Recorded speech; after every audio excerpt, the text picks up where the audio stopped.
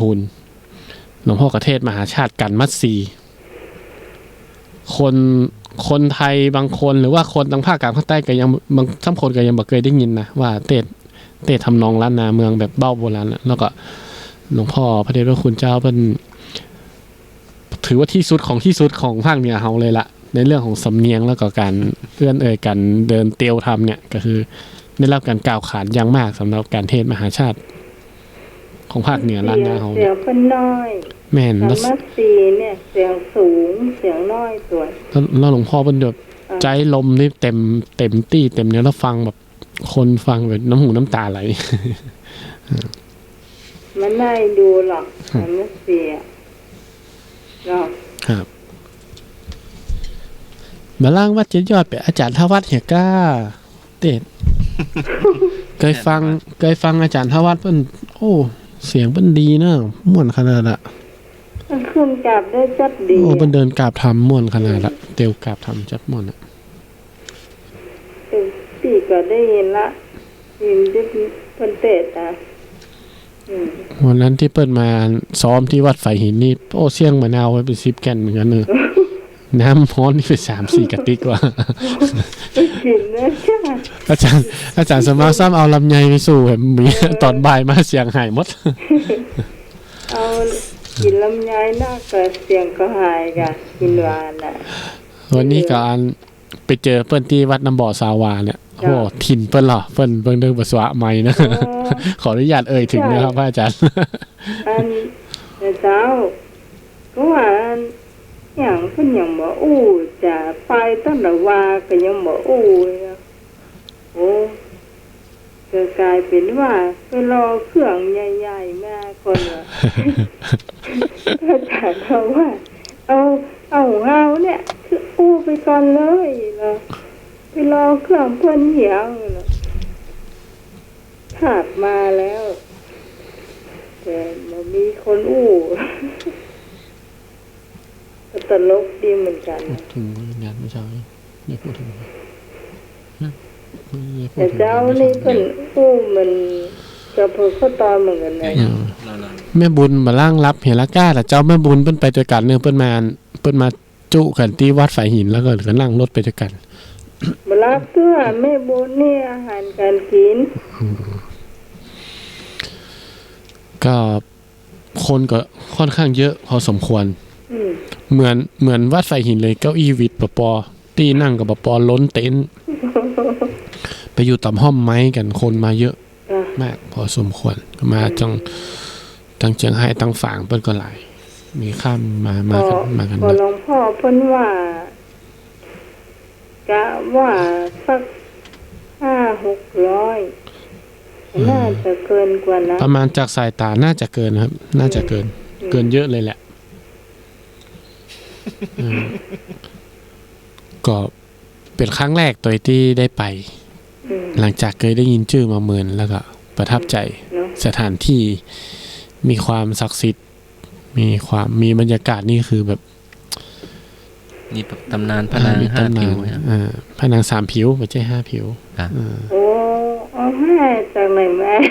อาจารย์สมัครเอา5ไหนมาแสดงว่าปิกดึกนี่ก็ก็ได้มีโอกาสแวบไปออกทางนอกวัดไปทางขวาไปทางเหนือกับไปเดินสำรวจกำแพ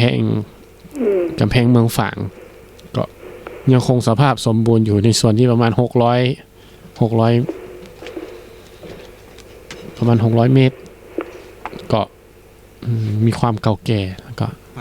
ไปยืนอยู่หั่นเกือบชั่วโมงอ่ะแวบออกมาไปยืนพิจารณาดูพยายามเห็นความงามของเก่าดูจากข้อมูลแล้วก็เก่ากว่ากำแพงเมืองเชียงใหม่เห็นเนอะอายุเยอะอายุเก่าแก่กว่าเพราะว่า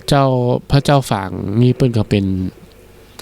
บุตรของพระเจ้าเชียงแสนเนาะก็คือมีความเก่ากว่าราชวงศ์บางรายของเชียงใหม่เฮาก็มีน้ำบ่อศักดิ์สิทธิ์ที่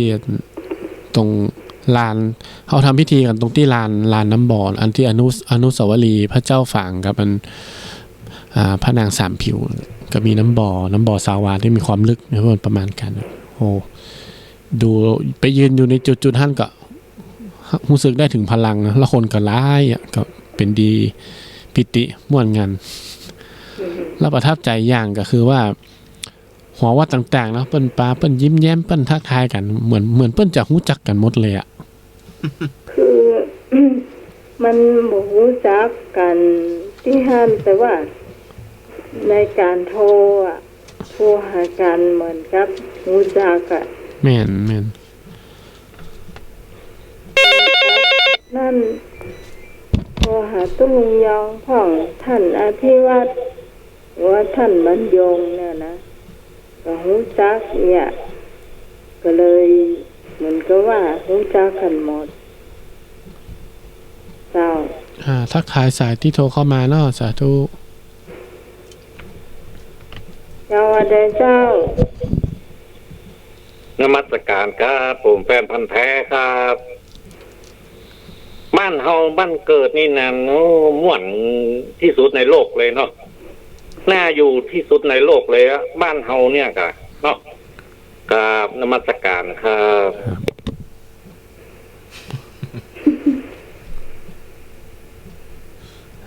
แล้วตอนนัดเจอกันนี่ว่าป้ากันหน้าวัดเลยอ่ะวัดแหวดนั่นน่ะมีเป็น3-4 วัดวะป้ากันสักคำเดี๋ยวเจ้าว่าคนก็ไล่โทรศัพท์หากันอาจารย์สมัครบอกอยู่ข้างห้องน้ำวัดอาจารย์สมัครก็โอ้เสียงดนตรีก็ดังอ่ะอยู่ข้างห้องน้ำวัดผมก็เดินปะไปวัดหนึ่งปะเตวแวดไป3-4 วัดวะแวดเพิ่นติดกันเนาะปอกันหน้าตากันเซเว่นอ่ะตั้งใดกับหมอหัวเซเว่นใดกับหมอหัวแต่เจ้านี่โทรหากันก็โทรก็บ่ค่อยรู้เรื่องอยู่นะ ก็โทรนัดกันเรื่องมันเป็นคนตีคนต่างเลยนะ แล้วเดี๋ยวนี้ท่านอาวาสนี่ปิ้งหัวเรา พี่มาถึงประมาณ2:30มั้ง เพิ่นออกทีหลังเหรออาจารย์ทวัฒน์เพิ่นมาพร้อมกับรถไถทอด มากับพี่นานเนี่ย ไปถึงเปิ้นกำลังคลองไมโครโฟนพอดีแล้วเปิ้นตึงว่าสนใจอย่างสักอย่างอ่ะ อยู่บนเวทีเพิ่นเนาะ เป็นดีม่วนเป็นดีงานกันเข้าช่วงต่อไปเลย แต่ว่าไปเห็นไปจ้าหรอก ว่าสายหินออกก็8 โมงอ่ะ บอกแล้วอาจารย์เจ้าจะได้ฮะทำอาหารเนี่ยรับจ้ะฟังอยู่จะทำช่วงทำอาหารน่ะดื่มเลี้ยงดื่มแล้วกันโอ้แต่ว่าเรื่องปัญหามาก ช่วงพุทธประวัติก่อน ลืมลืมซะ ถ่ายเพลงพุทธประวัติ ถ้าอาจารย์ทวัฒน์มาก็เพลงไว้ท้าย เดี๋ยวพุทธประวัติกันเนาะไปโทรมา พุทธประวัติเดี๋ยวเกิดก่อนแต่เจ้ามีตอนที่เปิ้นทำพิธีเนาะเปิ้นก็มีว่าคือพอไปตั้งทิศนั่นทิศนี่อ่ะได้ยินตอนนั้นพระอาจารย์เปิ้นเทศน์นะก็เลยเรื่องของทิศที่ควรสักการะดีกว่าคำถามพุทธประวัติมีอยู่ในพระสูตรหนึ่งที่องค์สมมาสัมพุทธเจ้าเปิ้นทรงแสดงให้แก่สิ่งคารามนพเนี่ยในเรื่องของว่าถ้าเขาจะทำความเคารพใครเนี่ยมันมีทิศของมันอยู่เปิ้นมีทิศของเปิ้นที่สิ่งสถิตอยู่ก็เลยคำถามก็จะถามว่าในการสักการะหรือว่าแสดงความเคารพถึงบุคคลต่างๆที่ควรกราบไหว้มีทั้งหมดกี่ทิศง่ายมาก ข้อกอไก่4 ทิศขอไข่5 ทิศขอควาย6 ทิศงองู7 ทิศ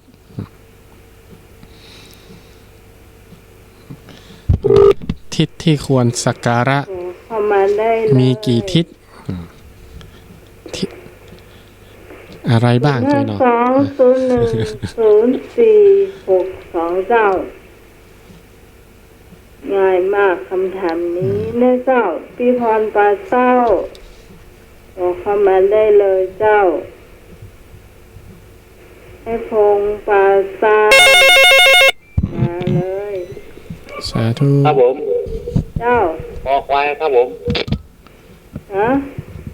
ข้อควาย กี่ทิศ ข้อควายนี่ คอควาย6 ทิศเนาะ โอเคเจ้าป้ากำนันตอบ6 ทิศเจ้า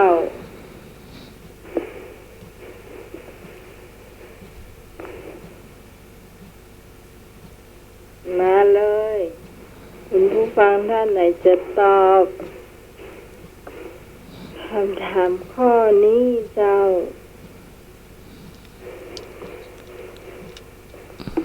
ทวนคำถามเนาะระหว่างรอโทรสายเข้าเพราะว่า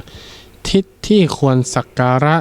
ที่พระพุทธเจ้าทรงแสดงแก่สิงฆลามนพสิงฆลามนพมีกี่ทิศ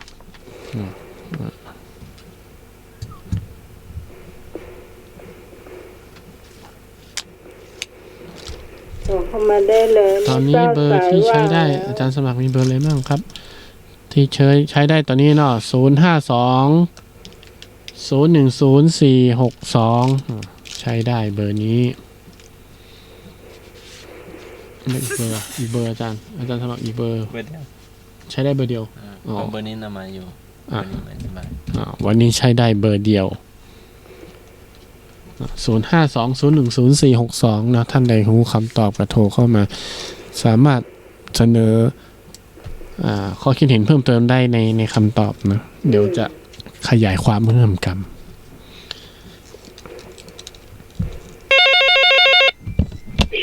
สาธุ ครับผม เจ้า ใบสาครับ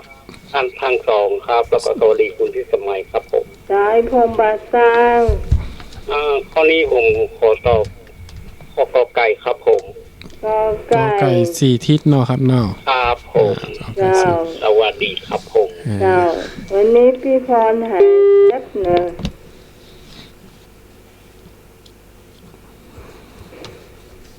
ไม่นวลเราไม่นวล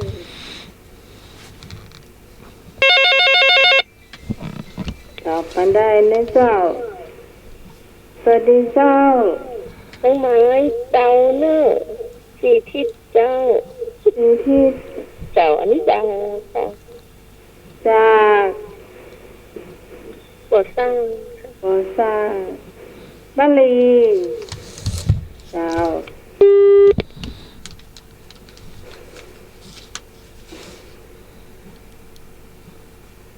ขอเข้ามาได้เลยไปที่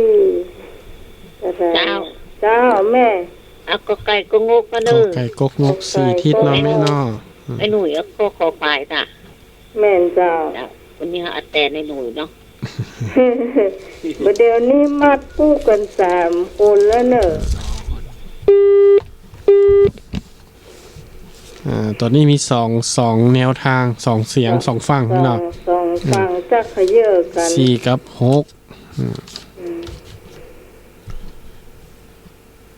โอ้เข้ามาได้นะเจ้าไอ้นึกร้องนึกจะไปเจ้าไผ ฮัลโหล เจ้า วัสาเจ้า สา ท่าน ธุ พระอาจารย์ทุกรูปทุกตนเจ้า ไม่สม นะเจ้าสวัสดีน้องหมายหนูเจ้า เจ้า แม่ก็ตอบข้อกาไก่เจ้า ฮะ แม่ก็ตอบข้อกอไก่เจ้า กอไก่โอ้กอไก่ดิเส้นดิสาย เป็นปุ๊กนะเจ้า เจ้าจะมัดปุ๊กตัวเปิ้นฮะล่ะ ปุ๊กเลยเจ้า เจ้าไหนนึกมาเลยใส่ว่าแล้วเจ้าไอ้นึกเจ้าไอ้พงมาแล้วเจ้าไอ้ธงชัยเจ้ามาเลย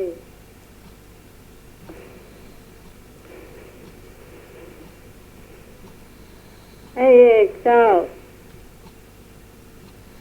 เอกโทรมาตอนช่วงเพลงนะเจ้าตอนนี้ คงจะได้ยินชัดเจนนะเจ้า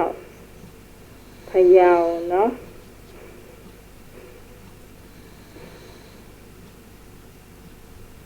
โทรเข้ามาได้เลยเนี่ยเจ้าสายว่างแล้วเจ้า สวัสดีครับ เจ้าไอ้นึกจะตอบ ผมมัดบุกเจอคนนะครับ ผมมัดบุกเจอเปิ้ล จะเป็นหอมเตี้ยมเนาะ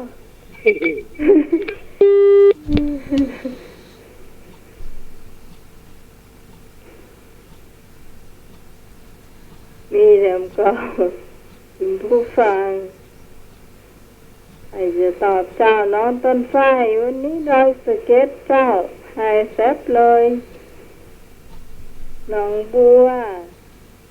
แม่บัวเขียวแม่ห้อยเงินเจ้าให้บ่าวดอกแดงดอยสเก็ตเจ้าตำบลสง่าบ้านเจ้าน้องต้นฝ้ายตำบลสำราญราชนะเจ้าออกมาได้เนอะ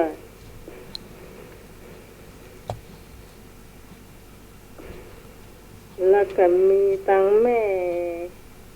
อย่างนี้นะเดี๋ยวก่อนไม่สมควรอยู่แถวลานครูบาเนาะขอเข้ามาได้นะเจ้า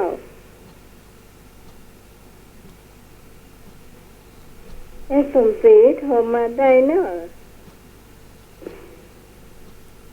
รวมวัดฝ่ายหิน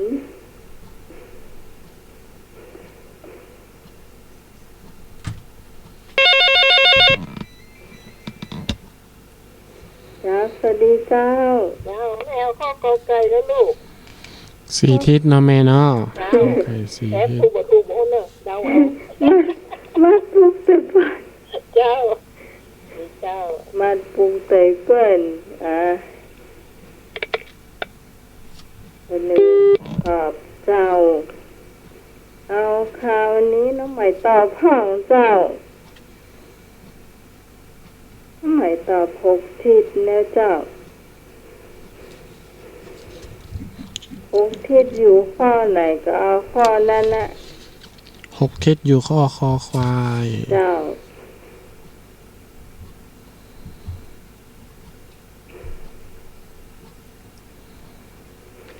เฉลยเลยเนาะ เจ้า คำตอบที่ถูกต้องก็คือข้อคอควาย6 ทิศ เจ้า เราจะคุ้นชิน4 ทิศเนาะเหนือใต้ออกตก แต่คือในเรื่องของทิศที่ควรสักการะเพราะว่าพระเจ้าบอกว่าบุคคลผู้มีคุณต่อเราคือคนที่อยู่รอบตัวเรา เจ้าร อบตัวเราทั้ง6 ทิศก็มี แม่นเจ้า ก็คือทิศเบื้องหน้าก็คือบิดามารดา เจ้า ทิศเบื้องซ้ายก็คือมิตรสหายเพื่อนฝูงแล้วก็ทิศเบื้องขวาก็คือครูบาอาจารย์ เจ้า ทิศเบื้องหลังก็แก่บุตรและภรรยานะเพราะว่าเนี่ยอย่างที่นึกถึงคนตั้งหลังอย่างก็คือลูกเมียเนาะถ้าคนเป็นเมียก็คือคนตั้งหลังก็คือสามีแล้วก็ลูกนะแล้วทิศเบื้องล่างก็คือบริวารก็คือคนที่อยู่ต่ำกว่าเราก็ต้องนึกถึงก็ถือว่ามีคุณกับเราแล้วก็ทิศเบื้องสูงก็คือนักบวชผู้ถือศีลนะก็คืออยู่เบื้องสูง เจ้า อยู่ตังบนย่องไว้เหนือหัวเนาะลำดับข้อคำถามข้อต่อไปก็นิมนต์พระอาจารย์สมัครครับ อาจารย์ตื่นอาจารย์ โอ้ได้รับอ่ะ สามเณรรูปแรกคือใครพระเถระรูปใดเป็นพระอุปชฌาย์สามเณรรูปแรกคือสามเณรลาหุนเนาะแล้วถามต่อไปว่าพระเถระที่เป็นพระอุปชฌาย์ให้สามเณรลาหุนนั้นชื่อว่าอะไรก็พระสารีบุตรเป็นพระอุปชฌาย์ขอพระอนุรุทธะเป็นพระอุปชฌาย์ตอบมาได้เลย มีให้เลือกสองพระ มีกอกับขอ พระสารีบุตรกับพระอนุรุตเนาะ เจ้า กอไก่เล่น้องหมาย กอไก่พระสารีบุตรแม่หยัง เจ้า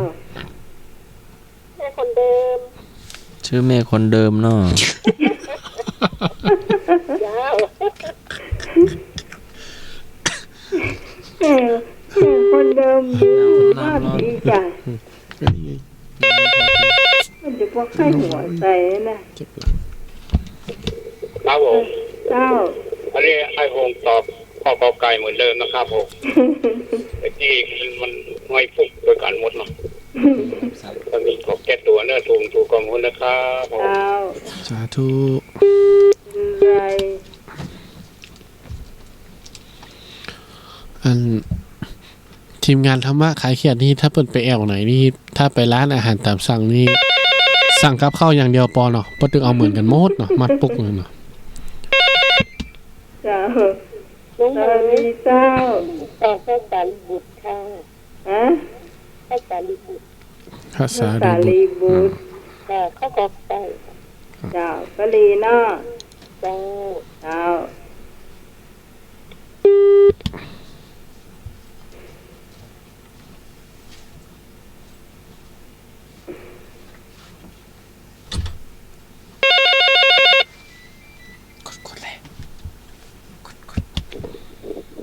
ครับ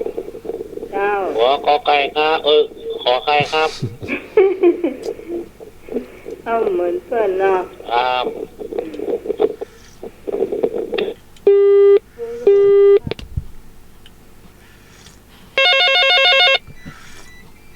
กดเลยกดให้ สวัสดีเจ้า สาธุ หัวพระสารีบุตรเจ้า ไม่สม เจ้า เจ้าสาลีบุตรกอไก่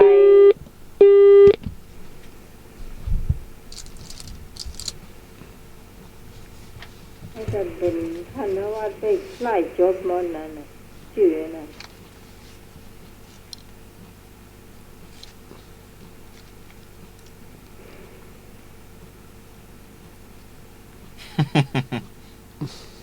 อะไรอ่ะ แก้หัวอาจารย์ถ้าว่าจดเก่งเนาะอาจารย์ จดจำได้นะ จดหมดเนาะ จดหมด ไปไหนทำอะไรตอนไหน ใครตอบอะไรได้อะตอบ แล้วระวังคำถามเก่าๆไว้นำมาถามซ้ำอ่ะ สวัสดีครับ เจ้า โอ้กอไก่โกงงกครับ โอ แต เคน พ ป ว อก ก กำนัน นะแตนพวกกำนานเนาะ แตนปอกกำนัน มีพวกกำนาน ปอก แล้ว กำนันไก่เจือบขึ้นมาเป็นขอไข่นอก พวกกำนานไปขอไข่เอาไว้คั่วเจ้าก็จะเอาไว้คั่ว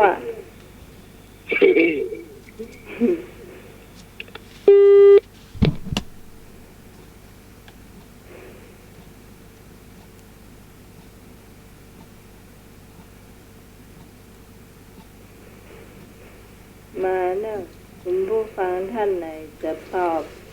อย่างไรเจ้า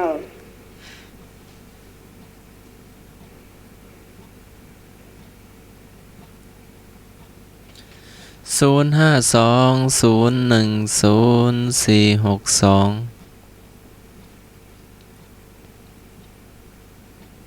วันนี้เสียงผู้หญิงหายไปไหน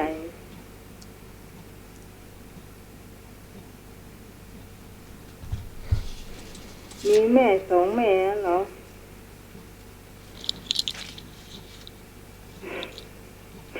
แม่คนเดิม แม่คนเดิมงก็งง เป็น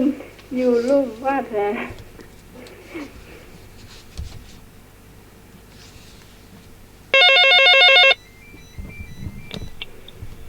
ฮัลโหล เจ้า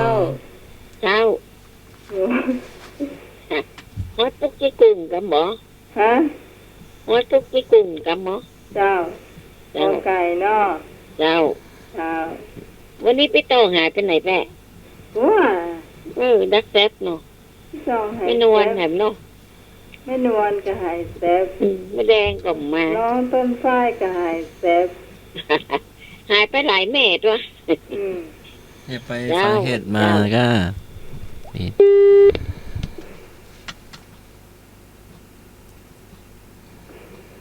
ฟังอยู่ก็โทรมาได้เลยนะเจ้า หนุ่มไพบูลย์โทรมาเลยเนาะหนุ่มไพบูลย์ก็ฟังอยู่ รายการธรรมะให้เครียดนี่ก่อนยอมรับว่า อันนี้ก็ลงทุนหน่อยเพราะว่ารายการเท่านี่บ่ได้เหมือนรายการคนอื่นโทรหลายรอบเจ้าโทรแล้วโทรเห็นโทรแล้วโทรเห็นได้ แต่รายการของท่านอื่นถือลูกกันโทรแต่ว่าโทรได้รอบเดียว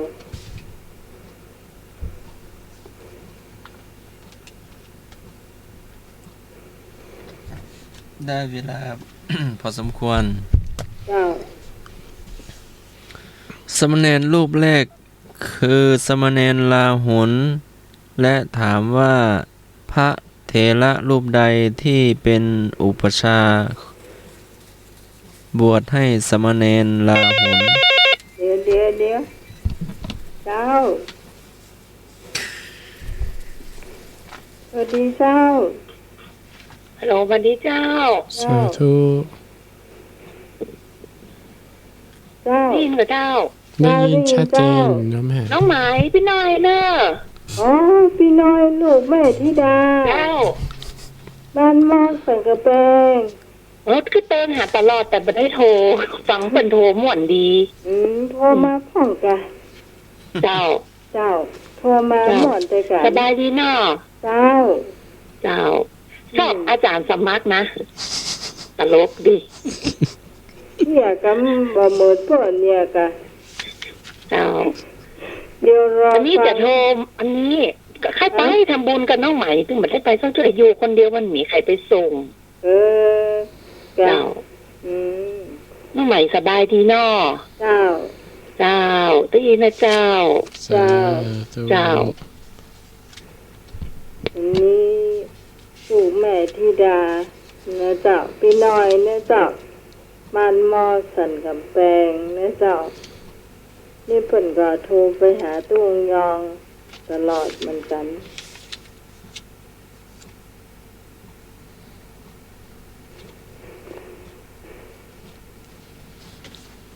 เฉลยเนาะ พระเถระที่เป็นพระอุปชฌาย์บวชให้สมณเณรลาหุนคือพระสารีบุตรเป็นพระอุปชฌาย์ก็กอไก่ สารีบุตรเนาะมาจะอนุรุทธะเนอะไอ้หนุ่ยพีชอยู่คนเดียวอ่ะ พระสารีบุตรเป็นผู้อุปชฌาย์ อยากดูเวลาเล่า วิชาวินัยมุกและเบญจศีลเบญจธรรมถามว่าสิกขาบทที่สองบัญญัติขึ้นเพื่อให้เว้นการเบียดเบียนกันในเรื่องใดสิกขาบทที่สองบัญญัติขึ้น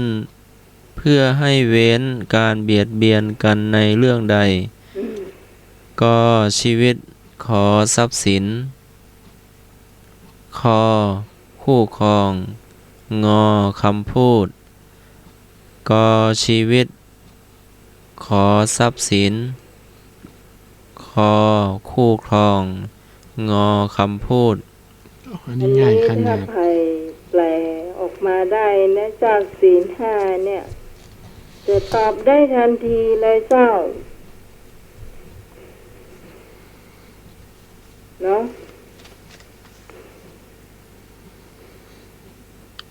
โทรกันเข้ามาเนาะ0520104462ส่งสัญญาณส่งสายส่งเสียงทักทายกันเนาะ เจ้า สาธุ ครับ หายนึก ไอ้นึก ขอต่อเดานะครับ มาต้องเดาอะ ข้อคอควายนะครับ คอควาย ครับทุกข์ทุกข์หัวเนอร์ คอผีดอ่ะ ทุกข์กับเพก เนาะ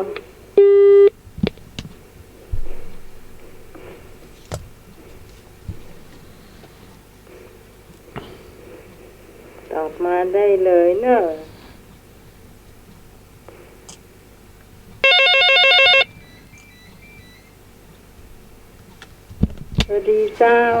ครับผม เจ้า ผมขอตอบข้อกอไก่เหมือนเดิมครับผม กอไก่เหมือนเดิม ครับสวัสดีครับผม เจ้ากอไก่คอควายเอาล่ะสองคนมาสองแบบคุณผู้ฟังท่านไหนจะตอบแบบใดเชิญเลยเจ้าสวัสดีเจ้า ฮัลโหล ครับผม เจ้า ขอใครครับ ขอไข่ไอ้หนุ่ย ครับ ขอใครอ้า ครั ย บผม หนุ่ยเจ้า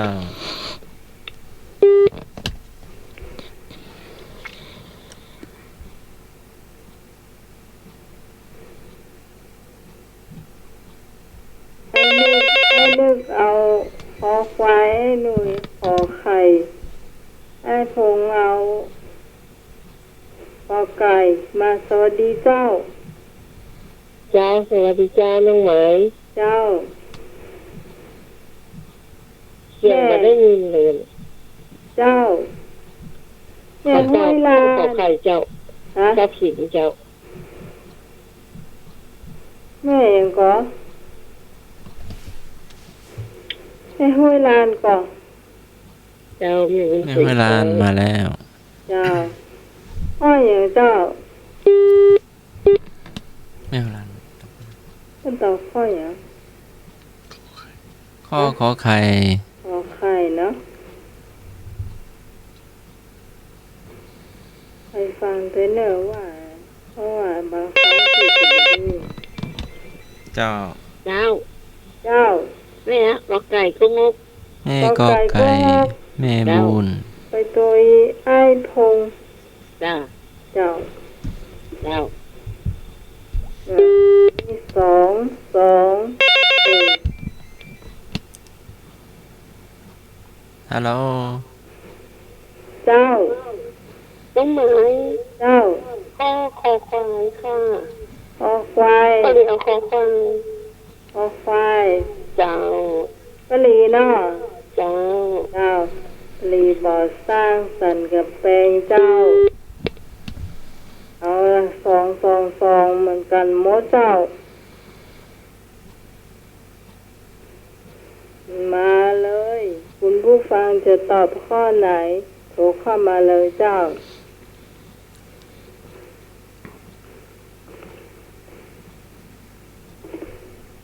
มันเรียนมันสองต่อกันหมดนะเนี่ย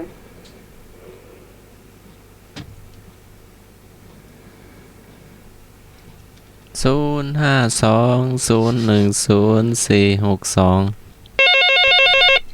มาแถมหนึ่งสาย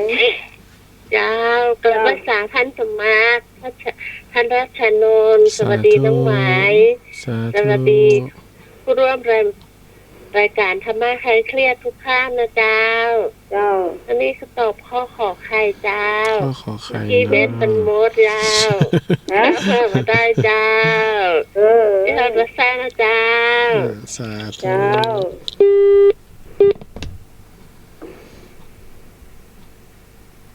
ขอไข่มีสามแล้ว เอาละขอไข่แซงแล้วเนอะ232แล้วเนอะ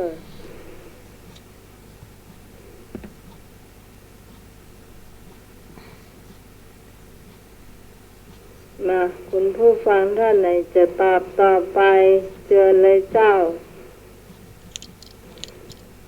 แม่สม อยู่ตรงใดแม่สมนี่สีหน้าจะโอ้ประเจ็บนะ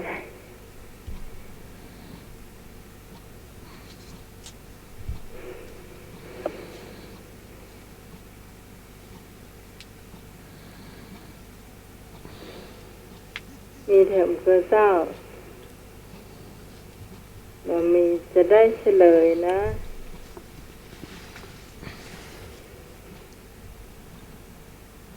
สิกขาบทที่สองบัญญัติขึ้นเพื่อให้เป็นการเบียดเบียนกันในเรื่องใด อืม ข้อขอไข่ทรัพย์สิน ใช่ เจ้าวิชาวินัยมุขและเบญจศีลเบญจธรรม ลักทรัพย์ขโมยข้าวของคนอื่นนะเจ้าเนาะต่อไปเนี่ยจะเป็นอาหารนะเจ้าเดียวโทรหาแม่บุญสักน้อยหนึ่งเพราะว่าถ้าไปเข้าสายปุ้นเนี่ยเป็นดูแม่เพิ่น เจ้าน้ำไม เชื่องตั จะ ง ติด เยอะ ต่อ กว่า ในบุญเนาะ วันนี้ขากลับก็ฝนตกหนักเนาะ ตั้งแต่อำเภอฝางมาถึงเชียงดาว เป็นตรงไหน เจ้ามาถึงแม่ริมไม่ตก แม่ริมแล้วก็ตัวเมือง ตกหนัก แบบต้องเปิดไฟสองทางเนาะ เจ้าแม่ เจ้าว่า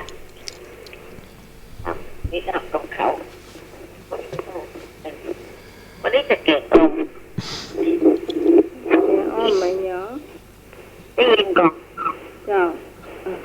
น่ะ ได้ยินเยอะเนาะ แล้วทำไมกันได้ยินดีก่อน ชัดเจนแม่ เจ็ เดี๋ย บ วมันกล้องกันเดี๋ยวเบาเสียง แม่เป็นแม่ต้องเบาวิทยุหน่อยหนึง เจ้าระยัง เจ้า เจ้าเฮ้ยเด็กๆออมเครื่องในหมู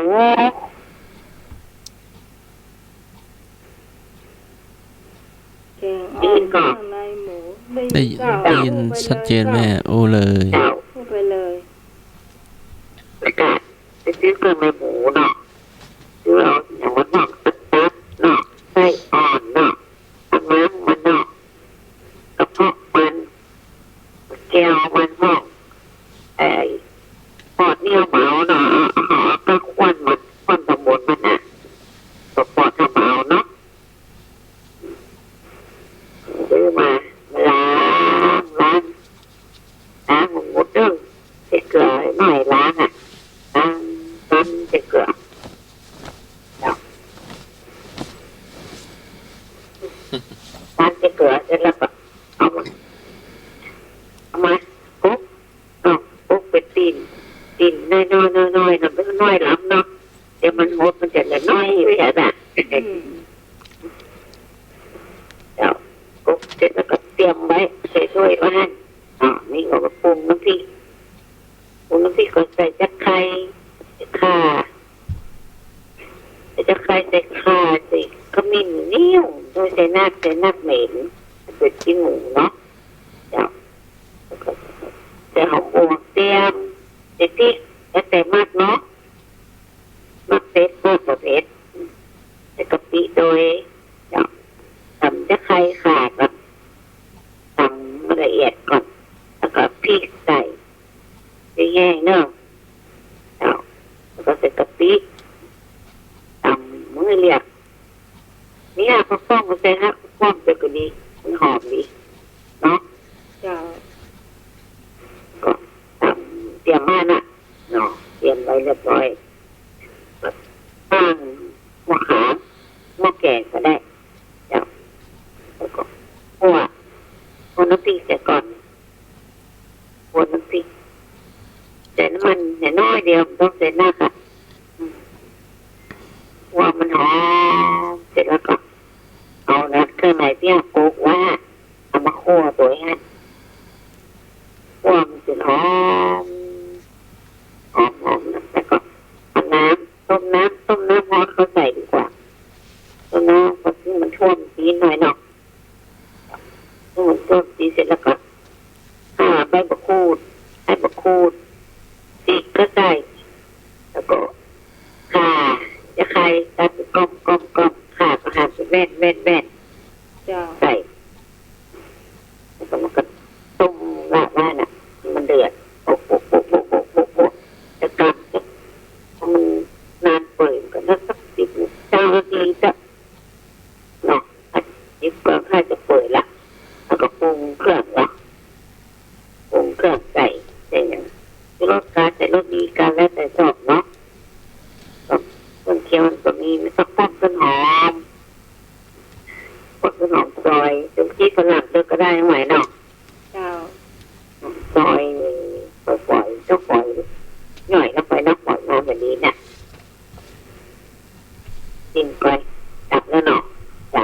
ติมเอาจ้ะนี่ก็เคล็ดลับการมีว่าหรอถ้าจะกินก็ขนมเส้นก็ได้เนาะแม่ที่ชอบกินก็ขนมเส้นก่อยจ้าแกงอ่อมนี่นะซื้อขนมเส้นมาตัวเอง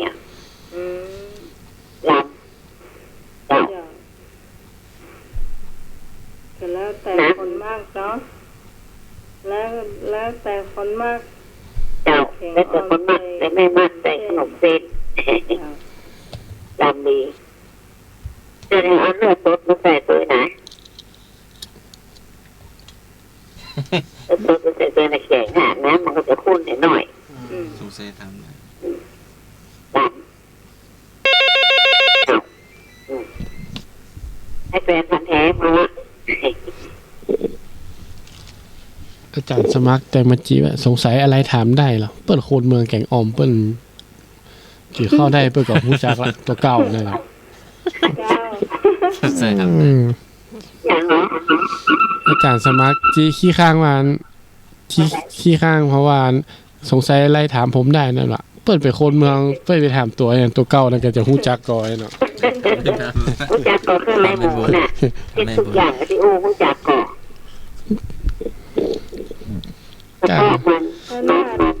ขนาดกินด้านกินอย่างนี้หมูจักเลยอะไรก็ไม่รู้มีอะไรก็ไม่รู้แต่เจ้าแกเยงอันถ้วยอันยำเตากับอันข้อผอมโอ้ท่านที่ว่าปะยำเตาหลัง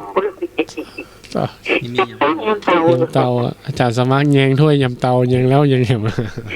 จัดหน่อจัดได้ท่านว่าให้กินเนี่ยเราท่านว่าท่านว่ากินก็ต้องเยอะกินได้หรอกเอาฝั่งกินมาโวยเสร็จแล้วก็ตุ่นออกมาหนังหน่อจ้ะสมมติพี่นานขโมยจะได้กินอย่างก็เปิ่นก็เพราะว่าตอนช่วงเวลานั้นเนี่ยเพิ่นพากินข้าวกันเนาะนั้นพี่นานเพิ่นยังไม่ได้กินเตื่อยอ่ะมากินต่อจากตู้เจ้าเข้าไปพออยู่ในห้องกินก็เจ้ากินต่อตู้เจ้าได้อู้ตามซื้อแล้วแม่ได้อย่างละจ้อนนั่นน่ะ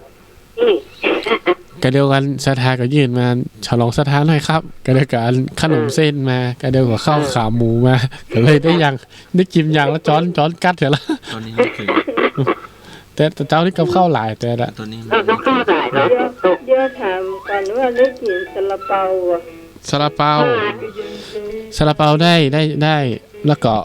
ห่อปิ๊กตัว5แกนเอาเฮือนตะมูรถตู้ต่างหลังหั่นกลัวเขาหิว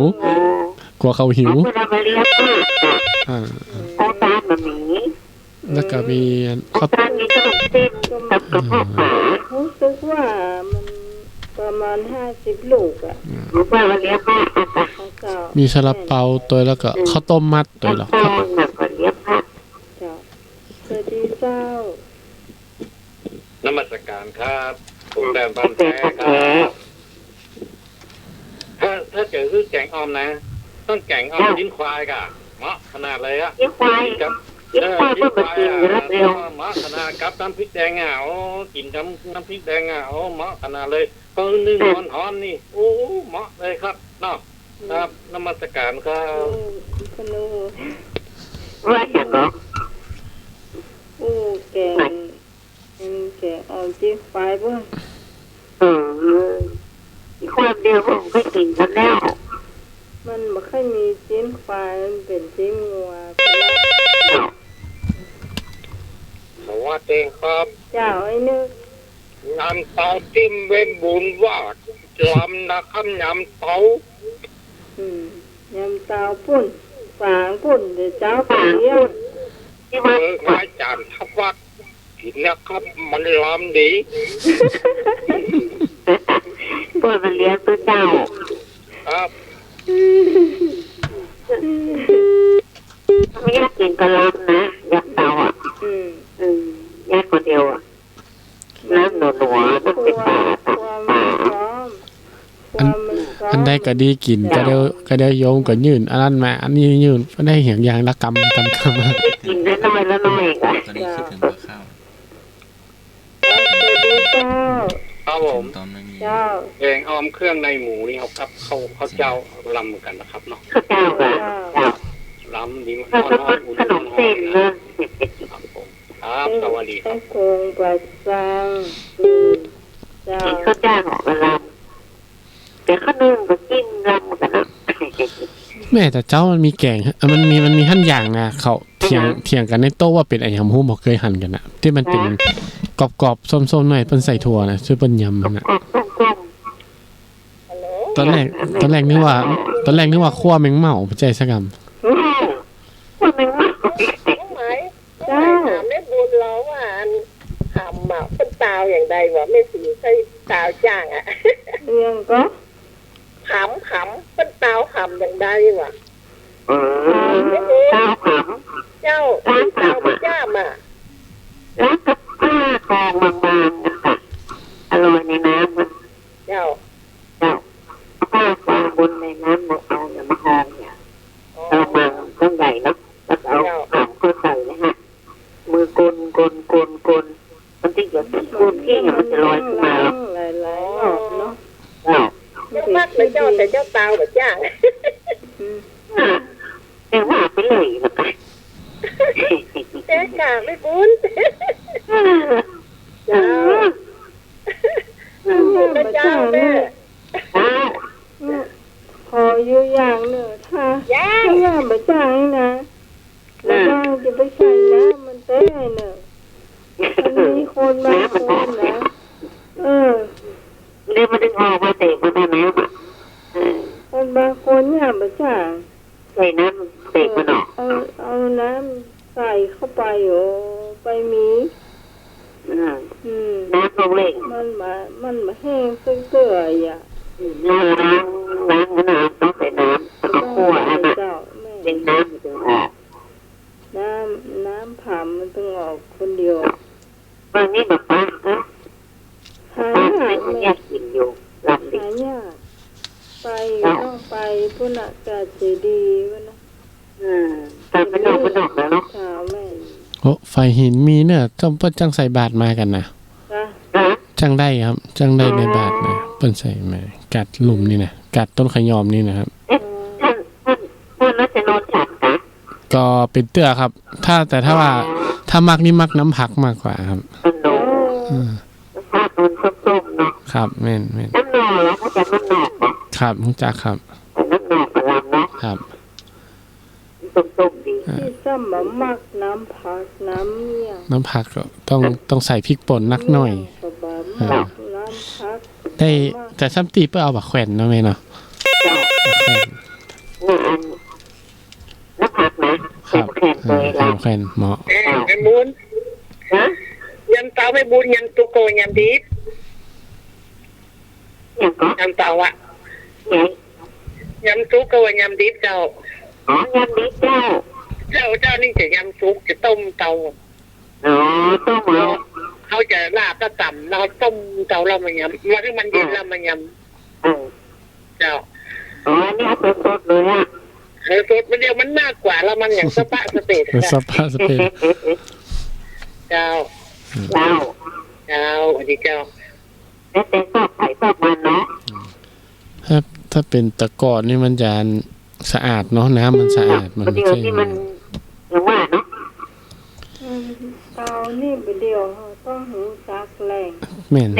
ต้องหูตีมาตูตีน้ำมาเฮาซื้อไปเลยก็บ่ได้นะบัดเดียวนี่นะครับ มันต้องหาคนขายกับเอามาเป็นไร เอาลูกไม่คล้องไม่ขามาอีเนาะ ยุง เส้นมันจะเหมือนกันเนาะ เจ้าสวัสดีเจ้าน มัสการครับ ผมแฟนพันธุ์แท้ครับ แล้ว น้ำพริกน้ำผักนี่เหมาะอ่ะโอ้เหมาะขนาดเลยต้องหาผักมาครับนี่โอ้เหมาะเลย ตัด ครับ เอามาแห้ตัดเด้อ เอาก็ผักเงินโต๊ะเนี่ยสมุนไพรนี่มาทำเหมาะขนาดเลยครับเนาะนมัสการครับ ทุกมันไปจู้กันเนาะจู้กันกับผักขี้หูดเนาะแม่เนาะ ผักที่หูดกับมาแห้แค่รู้จักกับมาแห้ หน่วยไม้เฮ็ดที่มันอย่างนั้นแบนๆแข็งๆสักๆนะครับแม่ที่มีขนน้อยๆนะ อันนั้น ครับ เอามาตัดกระล ครับ ครับผม ำเอา ไอ้บุญ ฮะ ถ้าเป็นเต้านานี่เอาสดนี่เหมาะมันหวานดีนะมันเต้านี่มันมีหลายตีที่มันอยู่ของมันเต้านาเต้ามือเนี่ยส่วนมากจะเป็นเต้านานะมันเอาสดนะ มันคนละอย่างนะเตาน้ ครับเต้านานี่มันอยู่ลำนาเนี่ยมัน เอาไปเอา ำเส้นน้อยเส้นใหญ่ เส้นน้อย ที่มันออกจาก นะเต้าที่มันสดที่มันตายเนี่ย แล้วก็ทีนี้เอาข้าวหอมได้สักมาถึง3 วันเนี่ยตามันจะออกละงามเนื้อเขียวแล้วเขาจะ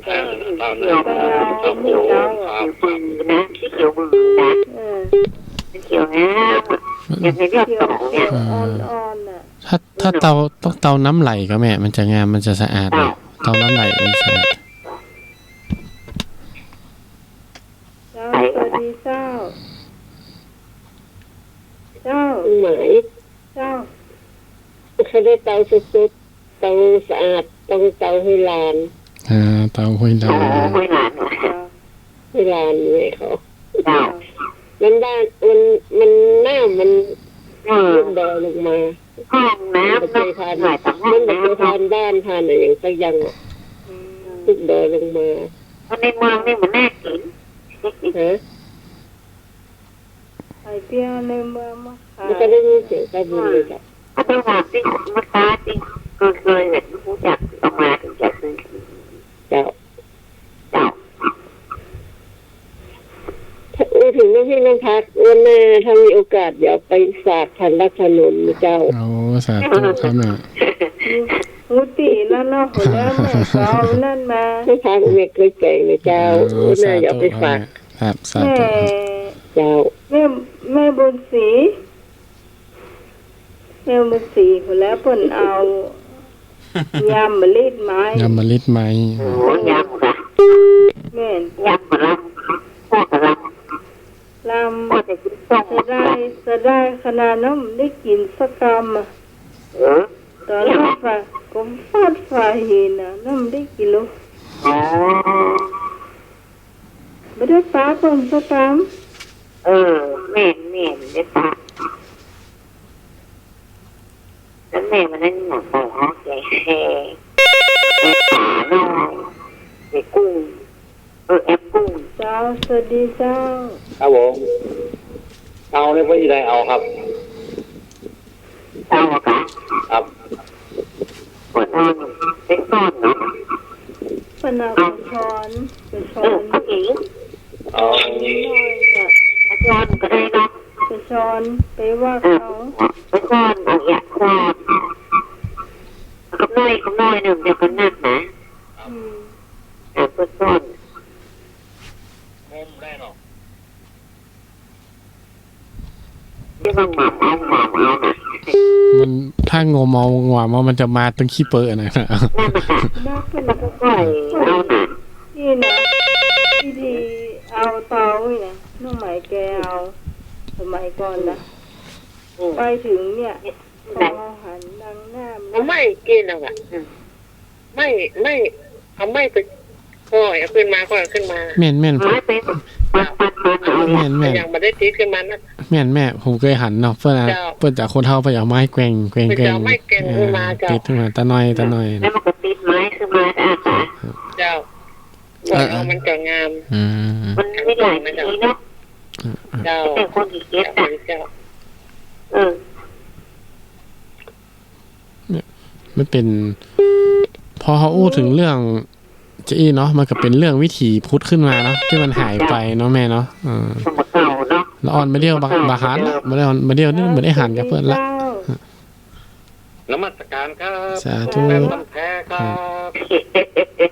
กินตุ๊กกินเรื่องเตาอ่ะเนาะต้องกินตุ๊กกินยากแล้วมันต้องกินนะเนาะครับนมัส ก็ การค ก็ รับ กินลาบแล้ว ก็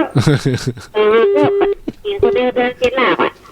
ลาบนี่ ดับเลย ลาบนี่กับว่าเจ๊ว่า จริงง่ายนะมันก็ขั้นตอนมันก็ตักเกมกันนะลาบเลยเนาะใกล้ได้กิน ขยันมันก็ได้ทานเลยเนาะ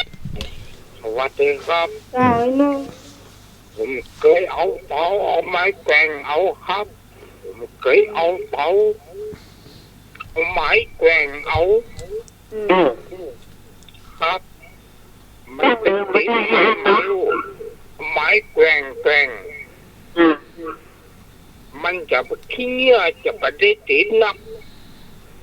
เอาวิ่งไปซ่อนเอาได้เนาะ ไปได้ยัย ถ้าวิ่งไปซ่อนในเคี้ยมันจะติดนัก ที่เนี่ยมันขึ้นมาเนาะ ขี้คุณมันขึ้น มัน ต้องใจเย็น แล้วก็ เอาไม้แกว่งเอาครับ เอาเหไปหวานน้ำเนาะ ๆคู่ไม่เห็นไม่หวานเนาะ ก็ได้การถุงพลาสติกกับอันน่ะ ยังกระป๋าหรอ เอาไปแล้วไปข้างหน้าหรือว่าเอาเก็บถอยหลัง โอ้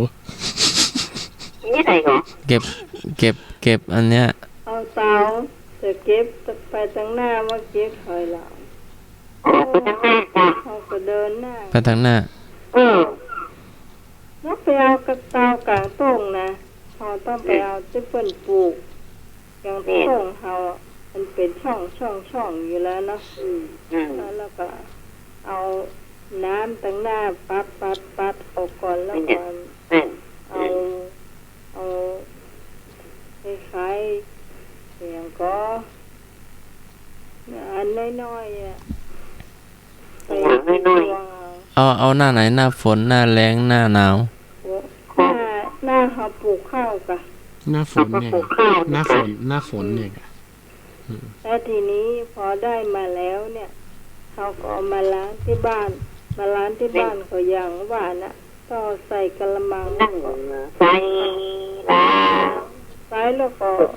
เหมือนว่านะเอาต เด็ก อก นอนเต็มผ้ากันเลยเนาะ เอาตอกปันแม่ ม เอาตอกปันจะโวยจะได้ขี้มูกเหนียวออกมาได้เขาก็จะได้ล้างง่ายขึ้นไง เลือกเก็บพักแว่นมาตัดเลยเนอะ โอ้แน่นอนก็เอาพักแหวน เจ้า มาตัว ประบุญ พักแว่นมาตัด ไปยังไง มีแม่มา เห่าจู้อย่าง เจ้า ฮะ เตาเท่ามันเสียงที่เงี้ยเป็นคนบักเก่าไปอยู่ว่าที่เงี้ยเตาที่เห่าจู้ ที่ ที่เงี้ยมีน้อยๆบอกเป็นอย่างไรเจ้า อะไรนะว่าหมายแม่ ขี้ เมื่อเตาที่ ขี้เห่าจู้ไอ้กะแม่ เตา ขี้เหงื่อเตาขี้เห่าจู้ขี้เห่าจู้แต่เมื่อใดเนาะ ก็คือว่ามันเป็นเศษเล็กๆน้อยๆมันบ่เป็นหยังอย่าแม่เพิ่นว่าไอ้น่ะเพราะถ้าเป็นตะกอนนี่มันก็ถ้ามันเป็นหยังอะมันมีสารเคมีมีสารพิษเนาะเดี๋ยวนี้มันบ่ได้ละ มันต้อง มัน ล้า จะ ง เป็นขี้เฟืองเนาะขี้เฟืองมันเหลวมันเละมันเป็นอันนี้เนาะ มันต้องล้าง เฟืองอะเนาะ อยู่ดีอะต้องล้างแล้วล้าง ถ้าเป็นตะกอนนี่ ช้อนอ่ะเอากระชอนล้าง คือตะกอนนี่มันตึก มันจะใส่ผ้าขาว ตึกสุดมันก็ขี้เปอะเนาะแม่เนาะตะกอนเนาะมาเดียวมันใจละ อืม เดี๋ยวก็กล้ากินอะไร เตานี่เอาไส้มันหมดนะเอามาโจกน้ำก๊อกเนี่ยน้ำก๊อกนี่มันมัดอาจารย์ใส่สะอาด อืม โอ๊ตมาเหมือนต้องมันนี่เหมือนต้องขอน้ำเชียง อัน มันจะงาม เขาใส่กระ ตะกร้า ใส่กระซ้อนเนาะแม่เนาะใส่กระซ้อนโจก ดีๆนะโจกน้ำลงไปแล้วกว่ามันนี่เอาไส้ดีๆเลยมันเจ้ามาดิเจ้า ครับสาธุ เจ้า เจ้าที่ว่าก็หาต้นยำสดนะ สดนะสดจะ ยำสดแต่เจ้าที่วัดยำสดครับยำสด หั่นเขียวๆอยู่เลยเนาะ ต้องเคยเจอของเนี่ยยำลวกนะมันจะเหลืองถ้ามันเหมือนลามา นี่เหลือเอาลวก มันเหมือนเตาตายอ่ะ มันอย่างไรฮะ มั เนาะ นเหมื ร อ ส น ชาติมันจะเปลี่ยนไปเนาะ เจ้าเลยมันไม่ค่อยน่ากินซะเลยโอ้กาเตาไฟเป็นอะไร หลายคนเลยเรื่องเตา น้องไม้ ล้างเตาน่ะป้าลีขอแนะนำไอ้ที่เป็นร่อนแป้งนะน้องจะดีอะ อ๋อกระชอน แต่ที่เป็นเอาร่อนแป้งทำขนมเค้กนะ อ๋อแม่นมันหูมันขี่หน่อยเนาะแม่ น่ะ เนาะ มันน้ำมันเตามันจะบัดรอดค่ะ น่ากะ เศษเดียวมันก็รอดจะดีอะค่ะ กระชอนน่ากะ อย่างป้าลีเคยทำละ จ้า อาทิตย์ที่แล้วนี้ จ้า ล้าง1 ชั่วโมง 2 ชั่วโมงคุณน้องก็จะได้ มันก็ต้องกี่ตุกกี่อย่างนะแก เจ้า เนาะ แต่มันก็ลำนะน้องเนาะ เจ้าละล่างกะก็พักแหวนละกะก็ได้เนี่ย แว่นวนในน้องค่ะ เจ้า ลำนึกถึงแล้วขยันเนาะ เนาะ เจ้า โอ้เราก็ขยันนะแล้วมันมีนะคนนี้ถึงอาหารน้องมา พอจบเรื่องอาหาร เนาะหลายอันหลายอย่าง ใช่ค่ะ นี่กินไปถึงพักกินเนื้อ ให้แฟนพันธุ์แท้เป็นว่ากินเต้ากินตุกกินหยามถ้ากิน กินที่ไหน กินจะได้เป็น หลับดี จะได้ทำกินเป็น เจ้าเรื่องอาหารเนาะจบแล้วเนาะ เจ้า เราเจี๊ย เจ้า โอ้ ต่อ คือ ไป สายแล้วหรอจ้ะ 5 ทุ่ม ไป ไป ว่า ละ วางแม่ก่อน สาธุนะแม่เนอร์ เอาเราเจี๊ย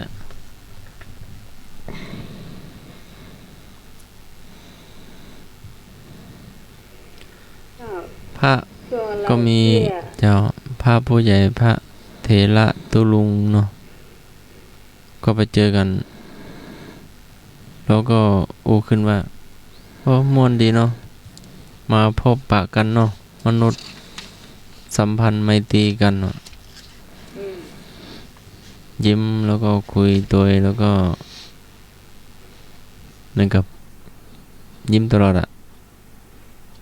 ถ้าถึงเจ้าฟังถ่ายทอดนะ ใครฝากเมี่ยงมาใครฝากเมี่ยงมาเท่านั้นผ้าจานน่ะ มีมา2 แพ็ค ก็น่ากะอ๋อเป็นเมี่ยงคำอ่ะ เป็นเมี่ยงนะครับเมี่ยงห่อตองมาเนี่ย ก็ เปิ้นใส่อันโทดินมาพร้อมอะ โอ้ เป็นใส่ในอันถุงซิปมา อือหือ อันนั้นเราก็นึกว่าถั่วดินเอามาใส่เมี่ยงนะกะโอ้บอกกัน แต่ตัวเก้ามาหูจักคนเดียวเหรอ ไข่หันเปิ้นก็ต้องหูของมันกู้กันเหรอโทดินเมี่ยงกับอันเปล่าอ่ะ บะเปล่ามีขิงอ๋อ นี่ใช้กินการโทดินนะ ฮะ ใช้กินการโทดินหรือจัดสมัครอะ เออนะ ได้กินแต่เมี่ยงเลยถั่วดินนั้น เพิ่นเอาใส่เตียนใบเมี่ยงหั่นแล้วก็เพิ่นเอาใส่ขิงใส่บะเปล่าใส่ถั่วดินเป็นควันแล้วล่ะอันมาลำอย่า ยังไม่คิดถึงนะ ว่า ตอนไม่มีก็ไม่มี ได้ยินเขาประกาศอยู่ฝากเมียไปอันลุงว่าไปหินเลยลูก ไม่ห่วงนะ ให้หัวแล้วให้หัวอยู่ในจอนะ อาจารย์สมัครนั่งพิจารณาว่าโอ้แต่เจ้านี่กับข้าวนาคเนี่ยขึ้นหอดวันบ่มีเยอะวันนั้น ตอนนี้บ่มีอยากสัก วันนั้น อย่าง บิน เนาะ บาทเป่ากันได้อันข้าวนึ่งกับน้ำพริกหนุ่มไข่แก่น นั่งหอหน้ากัน เดี๋ยวเหรอ ฝนตก ไข่แก่นอ่ะ ฝนมันตก ทันไข่3 เดือนอะครับ ฝนตกลูกเนี่ยได้มาเนาะ เจ้าถวายมาข้าวฉันเนาะ อืม ก็เอาที่โยมสะดวกว่าเนาะ แต่นั่งฉันเข้ากับอาจารย์สมัครนี่เป็นม่วนอะเปิ้นเป็นคนกินข้าวล อืมเนาะ ำ ลุกก็ยาก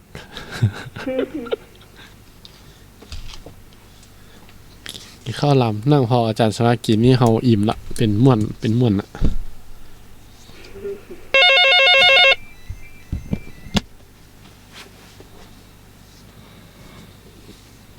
เจริญพร นมัสการครับโปรแกรมพันธุ์แท้ครับ แฟนประเทศได้ไปก็ มีอย่างกินเข้าไปเถอะครับเนาะกันตายไว้เนาะครับ กินได้หมดอะเนาะข้าวเปล่านี่ก็กินได้อะครับเนาะครับ เจ้าน มัสการครับ เลี้ยงง่ายเนาะ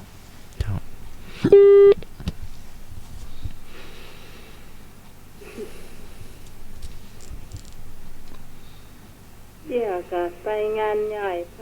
ให้เสียหน้าก็มีสปาสเปดนะกันมีคนมา ก็เพิ่นก็ต้อนรับดีเนาะ อืม นิมนต์ฉันข้าวนิมนต์เชิญชวนศรัทธาเนาะ อืม มีโรงทานฝ่ายหินก็มีน้ำแข็งใสเนาะ หมดก่อน หมดก็ หมด หมดเพราะว่าศรัทธานัก อืม ก็ล้นออกจากเต็นท์มาเนาะ อืม แล้วก็ฮัตสมาก็นั่งนอกเต็นท์อะ อ๋อ ตรงจุดคัดกรองภาคีลานุปถาก อืม ก็วัดอุณหภูมิวัดติดสติกเกอร์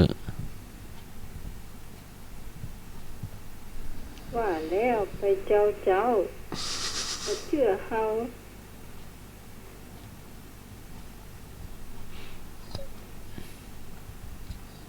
ไปขวายมามึงตีหนังค่ะล่ะ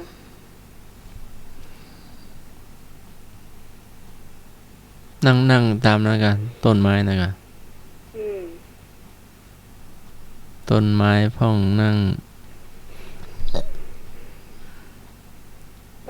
ไปเจ้า ตามโรงทานพ่อง เรียบเปลี่ยน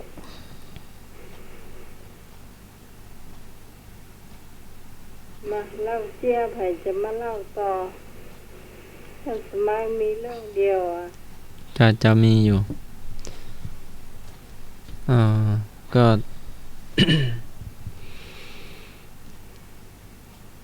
เมลตอนนั้น พี่หนุ่ยว่าเป็นขี้ใครพระเจ้ากะแต่หลวงพี่ศิษย์ว่า เป็นขี้ใครพระอินทร์วะมันเป็นขี้ใครอะไรกันแน่ เป็นหยัง ขี้ใครที่แมวว่าพระเจ้าปั้นมาจากขี้ใครเงี้ยพี่หนุ่ยบอกวันอาทิตย์ก่อนอะแต่หลวงพี่ศิษย์ว่าได้ยินมาว่าเป็นขี้ใครพระอินทร์ ตกลงเป็นขี้ใครฮะ หูนะ แต่ตัวนี้ก็น้องแมวก็ได้เสียหมดทุกตัวแล้วเนาะ เอ้า ไม่รู้เกิดจากอย่างก็ได้ทานนมแพะแทนนมแม่ แต่มีบุญเมื่อเช้าก็บอกว่า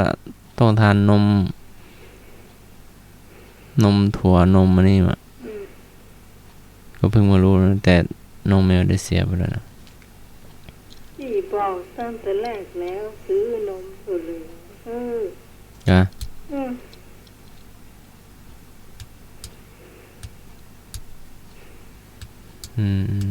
ตอนที่แม่มันหนีไปอ่ะ เดี๋ยวเอาใหม่เนาะถ้ามีใหม่ ก็ไม่รู้เนาะเรา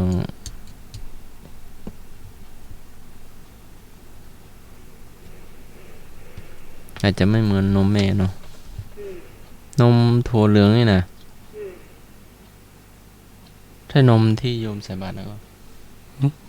นมหัวเต้าหรือนมอะไรอะถั่วเหลือง นมถั่วเหลืองนมถั่วเต้าอย่างนี้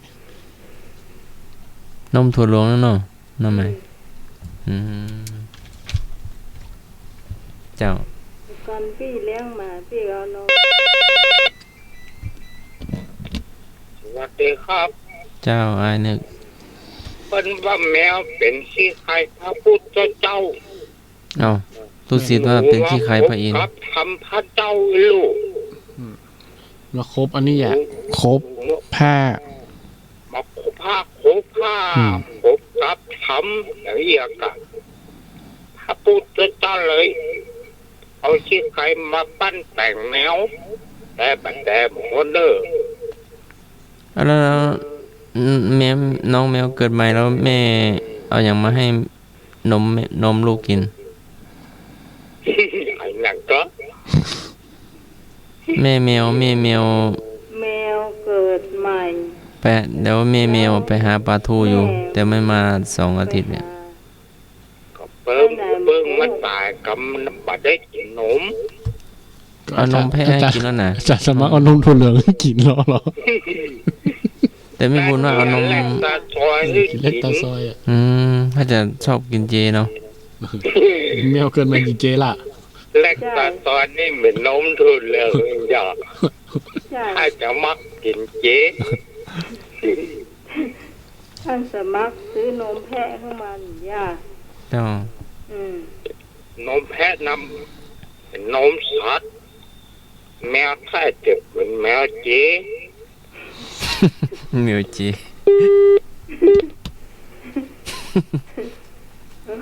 มันถือศีลอยู่ลูกเป็นมาใหม่ย่า เจ้า นมัสการครับผมแปมพันแท้ครับ เจ้า ก็จะฮื้อดีนะเอาซื้อนมเป็นกระป๋องเนี่ยใส่ขวดนมอย่างละออนเนี่ย เอาให้มันดูดนมเลยกันในขวดน่ะครับนมัสการครับ อ๋อ ขนาดมาน้อยมันยังดูดบ่เป็นเลยมันดูดนมแม่มันแล้วนะ เจนนี่ใส่สลิงฉีดยา อ๋อ ก็ไม่รู้เจ้าหน้าที่เขาบอกจนแนะนำนะ อืม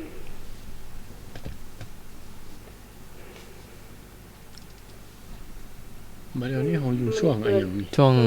ตลก เกิดมา ช่วงเล่าตลก เราเสียจะเอาไปฝากรถเสียตรงไหน เสียที่ใช้ประกัน นะ แหม เจ้า เราเจียก็ เจ้า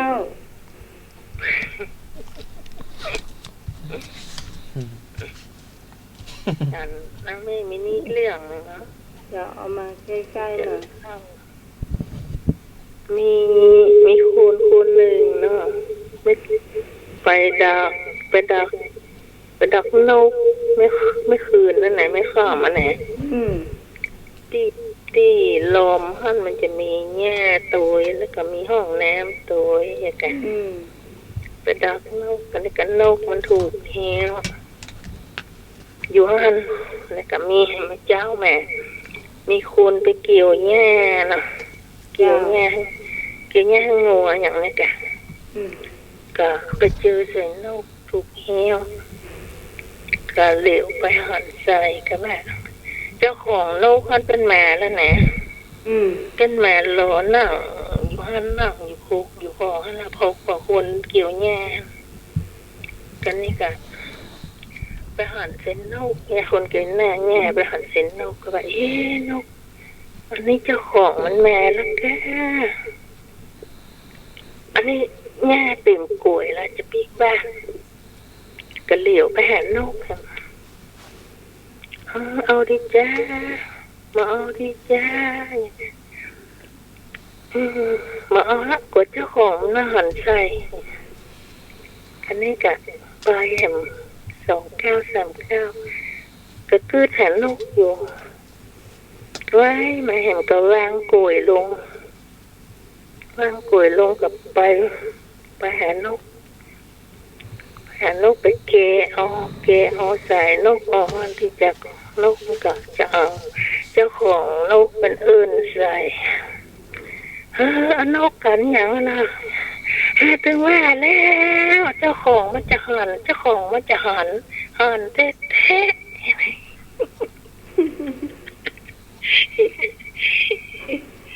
ได้แน่น้องหมาฉันเด้อ เจ้าหาว่าแล้วเนาะ ว่าแล้ว หาว่าแล้วเกิดแล้วเนาะเกิดแล้ว ก็ไม่ได้นะคุณผู้ฟัง อันนี้แม่หยัง ที่โลกแม่ไหนแม่สมมีใจที่โลกไม่ได้ แล้วเราไปเอาหยังเพิ่น เดี๋ยวนก นกอยู่ในกรงหรือว่าอยู่ใน นกติดแหวไว้เอามาใส่แหวแหวนกอ่ะนกมันติดท่านน่ะ แล้วเจ้าของเดินมาเจอ เรา คนนี้ไปเกี่ยวหญ้าหญ้าเต็มผัวละไปหันใส่นกน่าจะเอาดีบ่เอาดีกว่าเปิ้นหันใส่ฟ้องเนี่ยกะตอนแรกเบาละพอเปิ้นหันเดียวไปได้น้อยเดียววางขวยลงว่ายมาหานก ติดมาก็ละแกเอานกได้แล้วเจ้าของนกเพิ่นเอิ้นใส่เอานกเพิ่นไปหยังเนี่ยนกหาไปหยังว่าแล้วเป็นทหารแห่นั่นน่ะน้องไอ้หนุ่ยเอามาเลยเจ้าชายาเหล้าเจี้ยมาเลย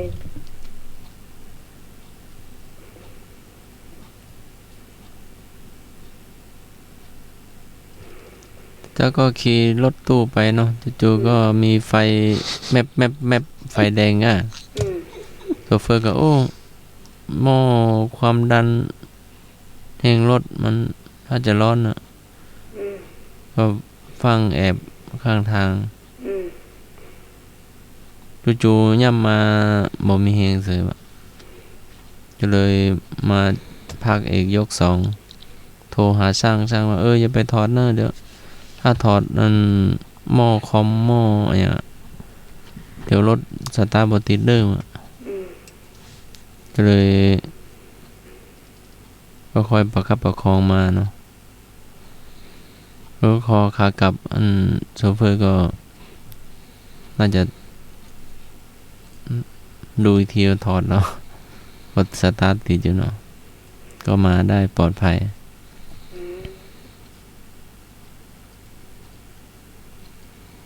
จอดอีกครั้งจอด3 ครั้ง จอดปั๊มจอดห้องน้ำก็รถเดินทางไกลจะต้องเช็คก่อน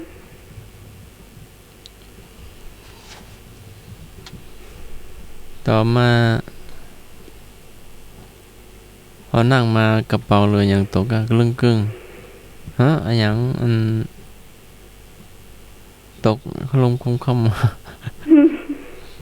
เป็นกระเป๋าเลยอย่างห้องเนาะเนี่ยตก กระเป๋าหรือของก็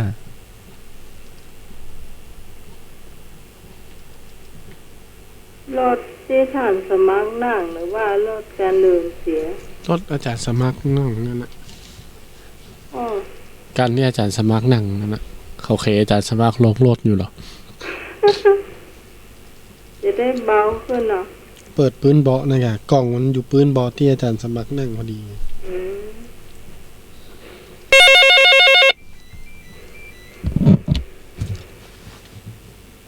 แล้ว นมัสการครับผมแปมบันแท้ครับรถมันเก่าแล้วก็นะครับเนาะต้องเช็คตรวจสอบก่อนออกเดินทางครับเนาะนมัสการครับเจ้าก็รถก็จัดใหม่นะช่วงโค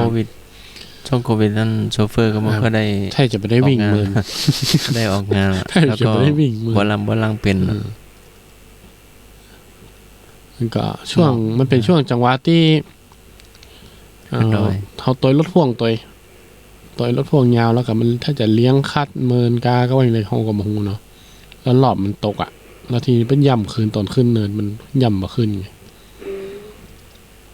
กล่องมันก็หลดดับไปเงี้ยเป็นกล่องความดัน แล้วตอนฉันก็มองหาพระอาจารย์ทอดก็บ่หันอ่ะ เอาที่อยู่ไหน มองซ้ายมองขวาก็บ่หัน ก็เปิ้น เราถามอาจารย์รัชนนท์ว่าอยู่หลังท่านสมัคร เปิ้นงมอยู่ถ้วยเตาหั่นยำเตาแล้วตัวเก่าบินหลังต่ำกันไปหันแย่ หันมาตอนนั้นก็ไม่เห็นนะ นั่งหลังอาจารย์สมัครนั่นแหละ แต่เปิ้นงมอยู่กับถ้วยยำเตาจนเสี่ยงเลยนะ ท่านมาก่อนว่าท่านสมัครมาทีหลัง มาทีหลังอาจารย์ธวัฒน์เดินมาทีหลังเราฉันไม่ได้สักพักนึงแล้วอาจารย์สมัครเมาก็แยงอันนั้นอ่ะ อาจารย์ทอดถ้าจะตาลายเนาะ แยงจานน่ะที่เราเถียงกันว่ามันคืออะไร มันส้มอย่างผักกาด มีแต่ของ ผั ป่าก กาดแห้งแล้วก็มันใส่ถั่วดินใส่มันยำ พื้นบ้านได้แต่ มันเคยหันมันเคยหันถ้าจะเป็นอาหารตัง แต่ ปะ อาหาร ตัง พื้นบ้าน เชียงตุงปะ อาหารบ้านตะวัน เพราะว่า ใกล้ เกิดมานี่บ่เคยหันแต่ เป็นอย่างเพลงนี้หน้าตาเป็นยัง มันจะยังตอนแรกนึกว่าควาแมงเม่านะ รู้ลูกมัน มันจะเป็นแง่ๆอย่างปีกแมงเม่าควเนี่ย แล้วมันส้ม มันเป็นรสชาติส้มของผักกาดยำอ่ะ แล้วมันแห้งอ่ะ แต่มันนี่มันแห้งมันกรอบอ่ะ แล้วก็ใส่ถั่วดินถั่วอย่างเงี้ยยำมาเนี่ย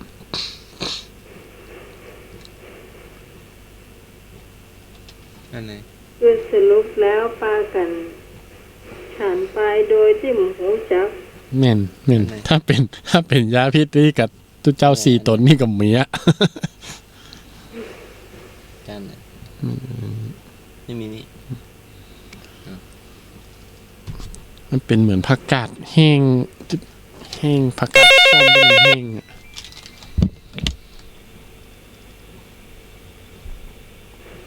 รู้ไหม เจ้า สงสัยที่ว่าอาจารย์ว่าแล้วก็จะเป็นอาหารของคนที่น้องไปอ่ะ น่า ที่ จะ จัด แม่น หน้า นะ เขาคนนี้ขายแล้ว น่าจะแม่น แต่ แม่ มันจะเป็นยำ ครับ แห้งๆอ่ะอากาศอ่ะ มันอย่างใบชาเนี่ยนะแม่ เจ้า ครับ ก็จะเอามาไปอากาศที่ติดตากแห้งนะเป็นแถวบ้านที่เป็นเนี่ยอ่ะ แถวบ้านป้าลีไม่มีพี่น้องใครใหญ่นักก็ น่าจะแม่นแม่ เจ้าเป็นเอาไปตากแห้งแล้วก็จะมาขยำนะครับ ที่หักเย็นนวลอ่ะ เจ้า เป็นผักกาดนี้ผักกาดปั้นน่ะนั่นรู้จักกระเจ้า ครับ อ๋อ ผักกาดที่ป้าเป็นผักกาดดองนั่นนะ อ๋อเจ้า จากเปิ้นจะเอามาเนี่ยอันนี้ตากแล้วก็น้ำนวดที่มันนวลๆแล้วก็เปิ้นก็ไปมัดนะ อืม เจ้า ครับ นะแต่มันจะลำเนี่ย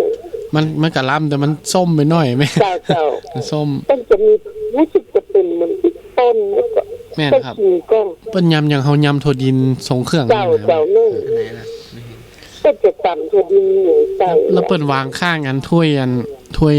จักระจันทอดแมงนุนนอนไหมอ่ะเฮาก็นึกว่าแมงเม่าเฮาก็งวามจอนบ่เล่นกัน มันจะออกต้มๆเล็ดน้อยๆเนาะ ครับแม่นครับ เจ้า แล้วก็ล้ำไปยัง บ้านเฮาก็มีขายเนี่ยที่พี่น้องไปเพิ่นจะเอาไปขาย ถ้าจะแก้เลี่ยนได้จะดีอะครับ เจ้า ว่าเจ้าก็มีขาหมูตัวเอง เจ้า เลย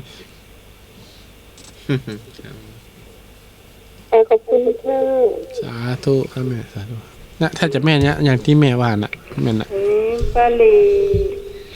ตังบ่อสร้างสันกระแปงเนี่ยเจ้า เพราะว่าดูจากหน้าตาแล้วมันเหมือนจะของเมืองบ้านเฮาแน่นอน เนาะ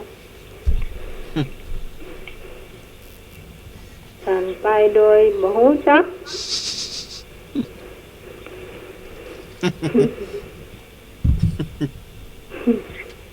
แต่ท่านทวัฒน์นี่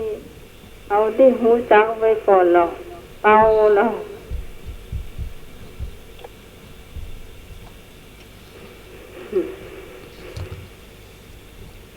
ได้จ้ะเจ้านี่กับข้าวเมืองแบบเมืองแต่เนี่ยหลายเมนูอยู่ครับ จ้ะ ที่ได้หลายกรัมหน่อยก็อันชิ้นหนึงนะพี่ข่า นี่ของมัก ก็ ตะ เห็ดนึ่งเห็ดนึ่งมีอ่ะ มีเห็ดหนึ่งอยู่นะครับ อืม เห็ดนางฟ้า เจ้ามันดูกู้กันล่ะเห็ดนางฟ้า น้ำพริกข่า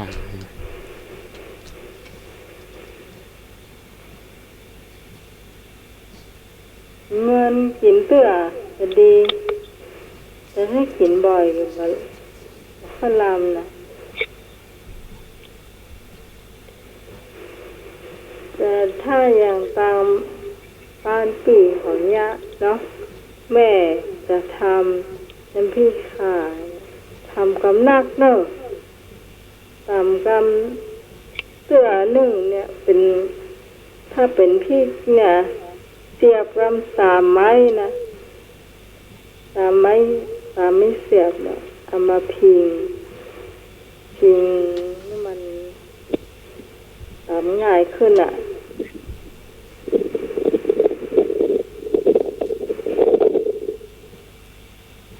แล้วกินได้เหมือนตัวทำเสร็จเรียบร้อยปุ๊บจะไปคั่วมันกำคั่วบ่ให้มันมีน้ำมีอย่างนี้เนาะแล้วใส่กระปุกไว้เวลาเราจะกินเราก็เอามากินตักกินเอา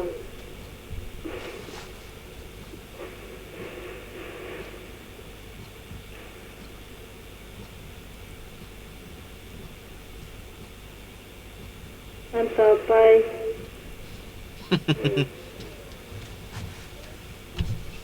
โอ้เจ้าคำเดียว5 ทุ่ม29แล้วไอ้ยาอ้อ อย่างอ้อ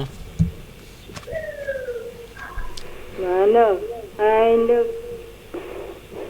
จุดมาเนอะ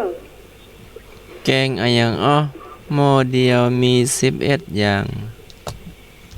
อะหยังอ้อ เมื่อเดือนมี11อยู่ แกง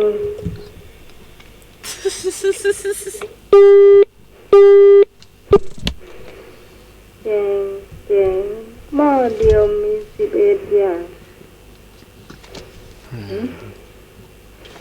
แกงเนี่ยแกงหม้อเดียวแกงเตื้อเดียวแต่มี11รวมกันแล้วมี11อย่างส่วนผสมอ่ะดอกโอ้โหหม้อไปเล่นๆกัน เฮ็ด5ครับเฮ็ด สวัสดีครับ สาธุ ไก่เม็ด5 เส้นนมไม่หกครับ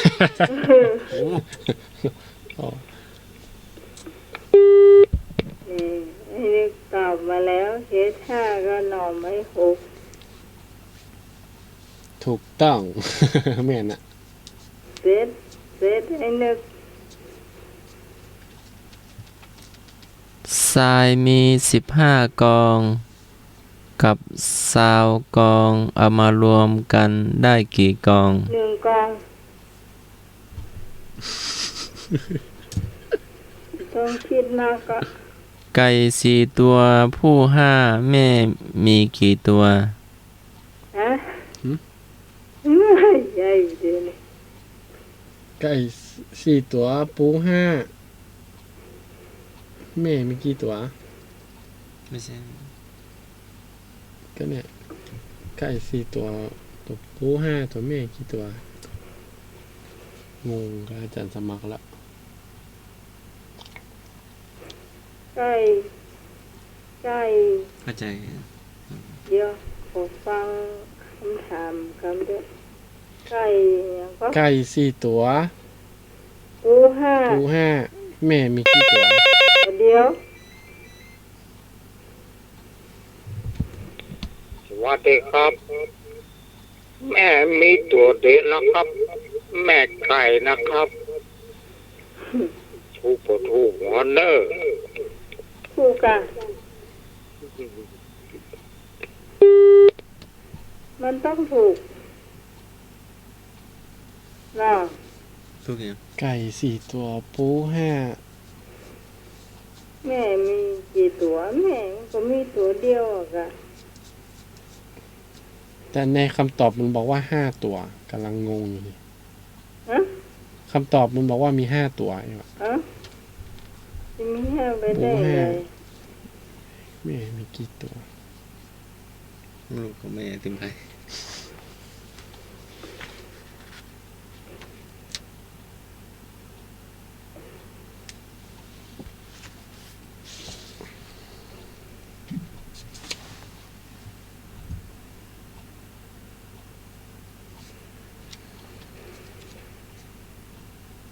ถามมาได้เลยถามมาได้เลยเจ้า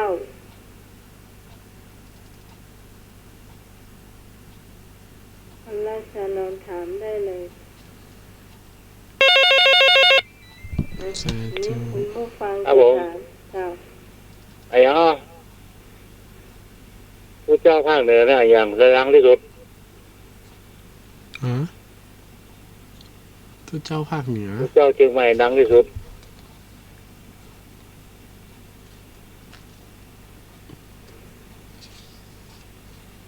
เจ้าเชียงใหม่ดังที่สุด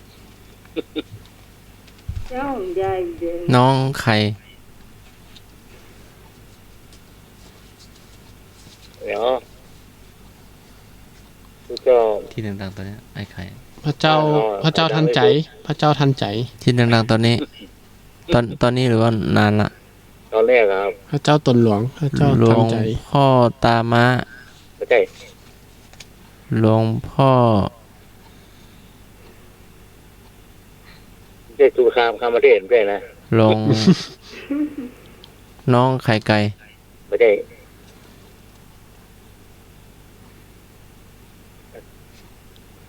เป็นพระดังหรือว่าเป็น เป็นพระนะครับพระจริงๆเนี่ยครับ นั่นก็ ครูบาศรีวิชัย ผู้เจ้าบ้านเรา อยู่ ดัง แถ ที่ ว สุดอะ อยู่แถวไหน ตอนนี้ท่านยัง อยู่ครับอยู่ อยู่ทางภาคเหนือนี่เนาะ อยู่จังหวัดไหน จังหวัดไหน บ้านเขาเนี่ยครับอำเภอเมียงเนี่ยครับ ในอำเภอเมืองนี่นะครับ หลวงพ่อภาวนา ไม่ใช่ หลวงพ่อสวัย ไม่ใช่ หลวงพ่อฮะ เข้าเมือง อ๋อดังที่สุดเลยชื่อเขาชื่ออ๋อ อำเภอไม่ลืมว่าไปอย่าง หลวงพ่อเปิดไมค์ทำวัด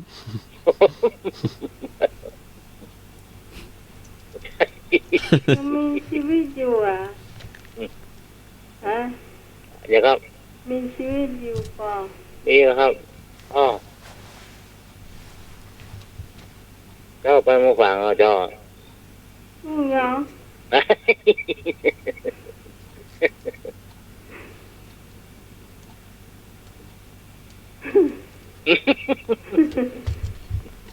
แม่นก็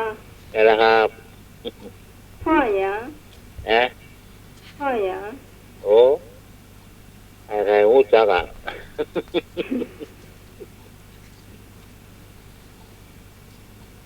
ใครๆก็รู้จักเพราะว่าเป็นสอนรามไม่นอก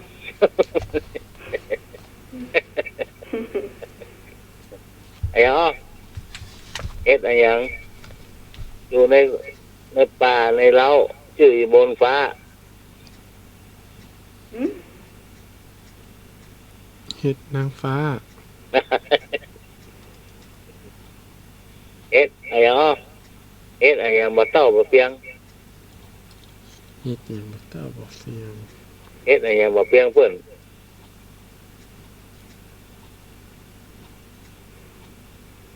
เฮ็ดลม เฮ็ด เฮ็ดลมอีหลอก เฮ็ดลม อัน ถูกต้อง อันนั้นถนนบอกว่าเฮ็ดลม ไอ้อ๋อ เฮ็ดลม เอ็ดเนี่ยบ่เคยอยู่คนเดียวเพิ่นมาปุ๊บเพิ่นมาแบบปุ๊บมันมาคนตัวเดียว เฮ็ดหอก แล้วจะเป็นคุยเนาะเฮ็ดทอบนี่เนาะมันต้องอยู่เป็นมง หมูนะบ่เคยหันมันออกเสื้อ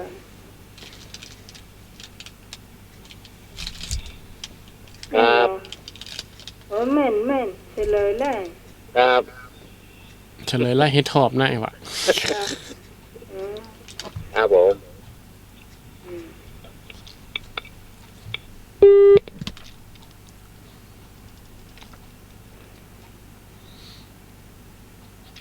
มาคุณผู้ฟังท่านไหนจะถามต่อไม่สมมาถามเลย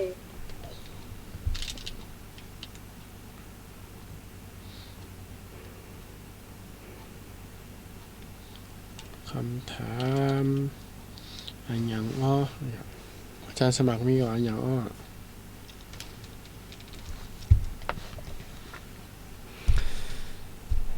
ทำได้เลยเจ้า ไอ้นึกมีก่อน ครับ เจ้า ขอทางจุดสักออนนะครับ เป็นว่าไว้ว่า อันเวลาบาลีไม่มีที่จะไว้ใคร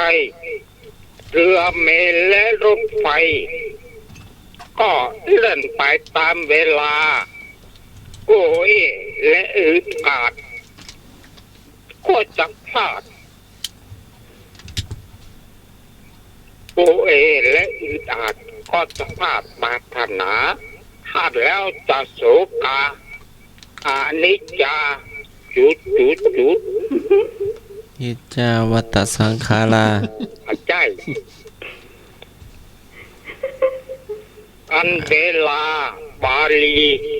ไม่มีที่จะคอยใคร เรือเมล์และรถไฟ ก็วิ่งไปตามเวลา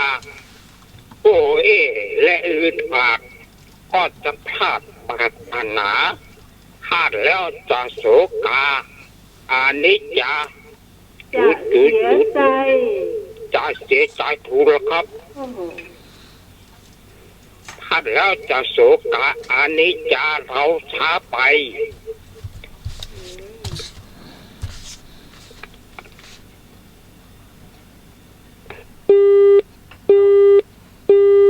ว่าถ้ามันคล้องจองก็หายนึกนี่มันต้องมาแบบคล้องจองเจ้า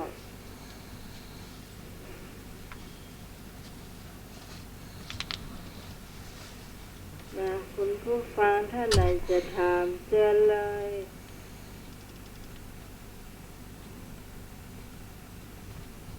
มีก็ใครยังบ่รับบ่นอน โทรมาทักทายกันพ่องเน้อ0520104462นะโทรเข้ามาทักทายกัน คนที่อยู่เป็นเพื่อนกันจนช่วงท้ายเนี่ยถือว่าอดนะอดทนขนาดเลยแต่ก็มีนักอยู่เหมือนกันนะคุณฟัง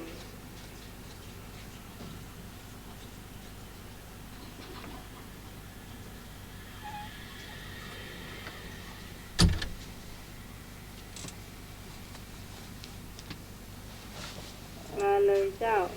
หัวเข้ามาเลยหรือว่าท่านสมัครมีแล้วอ้อจะถาม เจ้า ถามเลย เจ้า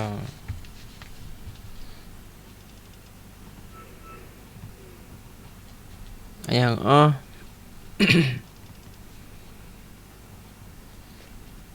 อย่างอ้อ เดี๋ยวอ้อตาม อย่างอ้อ อย่าอ้อตามมือ ก๊อกงอกเท่าหัวนกเขา เผาตึงวันก็บ่หมด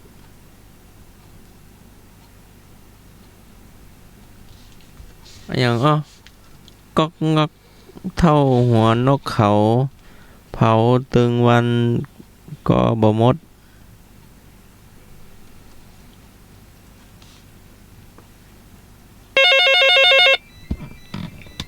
สิครับ เจ้า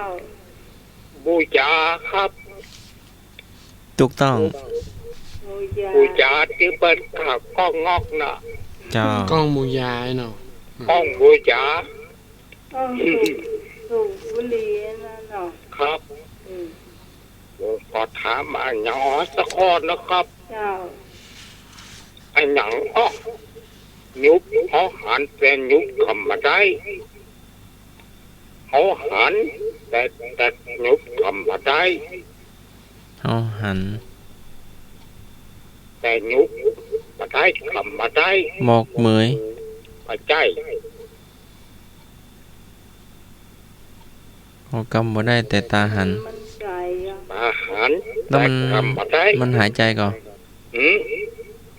ว่ามีหายมันมีจิตมันมีใจ มันลอยไปลอยมาก่อน ลอยกลางเขาว่าไปผ่านถนนยังนานท่วมนี่ไปใกล้ๆแบบเจนานพูดสกมอันยังออก อ๋อหมอกเหมยเมฆ ปัจจัยมองเหมือนเมฆปัจจัย เนี่ยเดี๋ยว ที่เขาไปถนนลาดจังตั้งหน้าอย่างนานท่วมนี่ใส่มากอย่างนานท่วม ไอฮ้อน ปัจจัย แสงไฟ ไอดิน ปัจจัยครับ ไอดิน ปัจจัยครับ ไอพ่น ปัจจัย ไอแดด ควันมอเตอร์ไซค์ มีแดดนี่มีการละ ควันรถ ยังปัจจัยครับ เปียว แดด แดดเปียวแดด เสียแดดถูกต้องครับ เตียวแดด ขยับแดดรักอะครับ เตียวแดด เสียแดด เปียวเปียวเปียว เขาอยู่เขายังนานท่วมนี่ลงไปถนนเด้อแม้วันตอนกับวันนะเขาหันแต่เขาหยุดมาได้ ถูกต้องแล้วครับแสงแดดพยับแดดนะครับ อืมเจ้า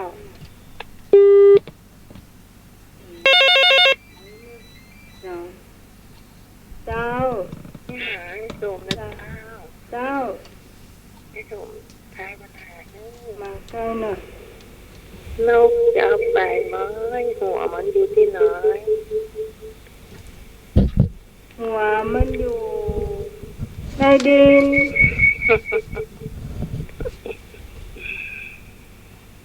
มันก็ เจ้าถูกต้องเจ้าฉันให้ข้องหน้า เจ้าน างหอดูถูกหอชิ้นหอแหลมอย่างเจ้าม ะพร้าว นั่นผู้น้อยห้อยเกาจี้กินตึงปีตึงน้อง เจ้าแม่เบาวิทยุหน่อย ยังก็ยังว่าไหมอ่ะ แหลมผู้น้อยห้อยต้นจี้กินตึงปีตึงน้อง น้ำผู้น้อย เจ้า ห้อย ห้อยต้นจี้ น้ำพุร้อนสันกำแพง มาจ้า เปล่านะบ่เปล่า มาจ้าเจ้าม าก ยังมาถูก มะนาว มาถูกเจ้า มาแต่งลาย จ้า น้ำผู้น้อยห้อยห้อยอยู่ก็เป็น ห้อยต้นจี้ต้นไม้จี้กินตึงปีตึงน้อง ดึงเป็นพี่ดึงน้อง ไปเสาะเตา แกนมันใหญ่ก่อน ฮะ แกนใหญ่ก่อน แม่เบาวิทยุหน่อย เกณฑ์พอดีพอดี แกนพอดีพอดีเอ๊ะ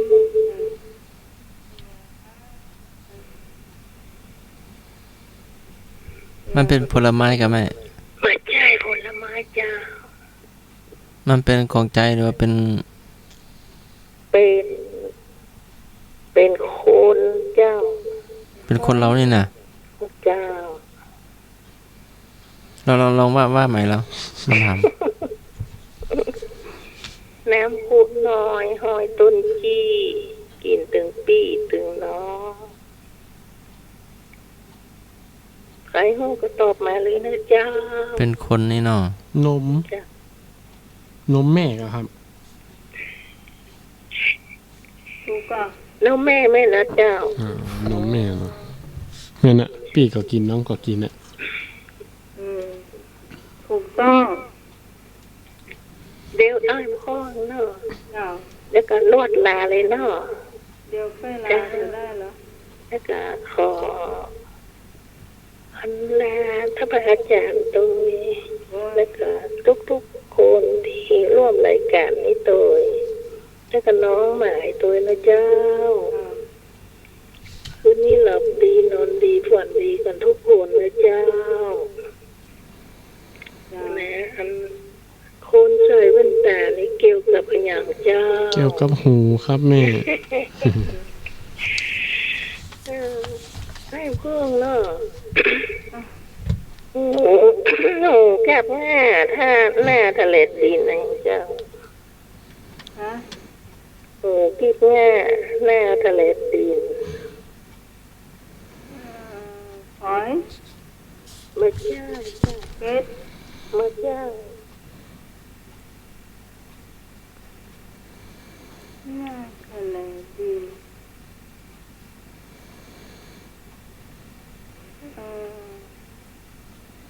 หัวยังก็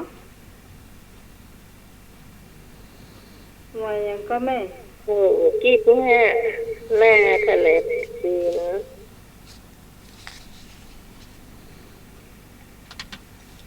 เจ้า หัวคิดหน้า หอย ไม่ใช่เจ้าไม่ใช่ของกินนะ หมู เจ้ามาเจ้าเนี่ยมาถูกเจ้า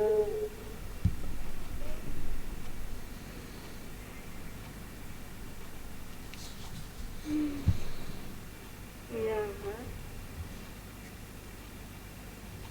วันนี้ มันเป็นของเจ้าให้นะเจ้า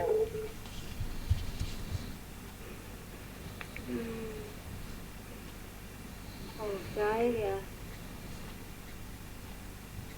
ของใจในบ้านก็ว่าของใจอ่ะ ของเจ้าของเจ้า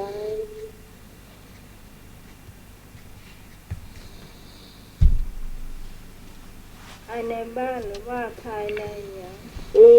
ทุกคนเลยเจ้า จะใจายทุกคนเลย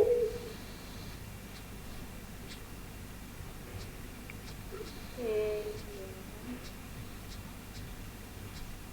อะไรนะแม่ อ่ะ ทำไมแล้ว คิดหน้าทะเลดิน กระต่ายขุดมะพร้าว มาเจ้า คันไถนา มาเจ้าเจ้าร องเท้าร องเท้าแม่นะเจ้า ถูกต้องเจ้า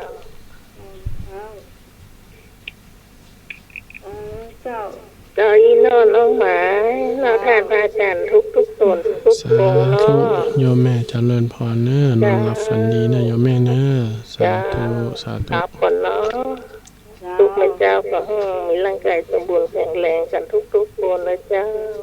พร้อมสาวพ่อแม่ทุกคนที่ร่วมรายการในตัวนะเจ้า ลุงคุณป้าคุณน้าคุณอาคุณพี่คุณน้องที่ฟังรายการมักใครเครียดในเจ้าคุณผู้ฟังแม่สักข้อก็อันสมัคร เจ้าข้ออ่ะ 51แล้วเหรอ ทำมันง่ายคำเดียวเนาะ ดำยังมีขี่ม้าควาย เฮ้ย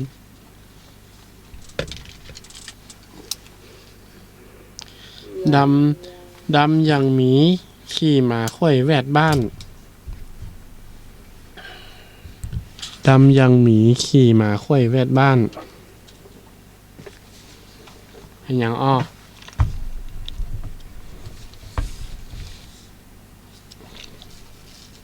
ไอ้ยังฮะที่มาค่อยแม่ค่อย เวทวัดก็ได้ บ้านนาไหมก็มี แต่ถ้า อย่างเป็นสัตว์ เป็นสัตว์ มาก็อัน มันขี่มานะ ไม่ขี่มาอีกทีอ่ะมันก็หมาก็ไม่รู้ตัว นอกจากมันจะ อ๋อเจ็บหมา ย่าง มัดหมา เจ้า มาล่ำมาลานก่อนเจ้าที่ยังมารับมานอนเสื้อฟังรายการธรรมะใส่เสียดอยู่ยังมาล่ำมาลานก่อนเนื้อเจ้าเดี๋ยวนี้ ครับผม เจ้า วันนี้เอามาลากันเนาะ โอ้น้อยพงรับแล้ว ยังฟังอยู่ครับแต่บรรจารย์ตอบเปิดครับ วันนี้เอามาลากันก่อนเนาะ เจ้า ทุกคนมีความสุขกายสุขใจรับดีฝันดี เจ้า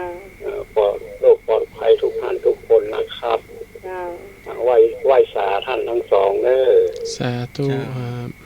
สวัสดีคุณพิสมัยและสวัสดีทุกท่านทุกคนครับผมสวัสดีครับผม สา ข ธุ อบคุณและความรักษาเจ้าก็อยากคุณผู้ฟังมีความสุขดีใจและเจ้าเนาะ ครับผม เจ้า จากท่านอาจารย์ครับอัศมาขั้นธนนท์ครับผม สาธุครับ พี่พิสมัยนะครับ แต่ธรรมะเกียรติทุกท่านนะครับครับฝันดีคนดีนะครับ เจ้า ร้อยสาวนะครับสวัสดีครับ 120นี่เนาะ ร้อยสาว120เบอร์โทรศัพท์บ้านเฮานี่ สวัสดีครับ ตายแล้ว ผมขอให้พรทุกท่านนะครับ ขอให้มีความสุขความเจริญ มีเงินใจนั่งรักนะครับ สวัสดีครับ ถ้าได้นั่งนักไหนเนี่ยเดี๋ยวเนี่ยเอาขอยืมเนี่ยกลุ่มเหือใหญ่อะ วางสายเลย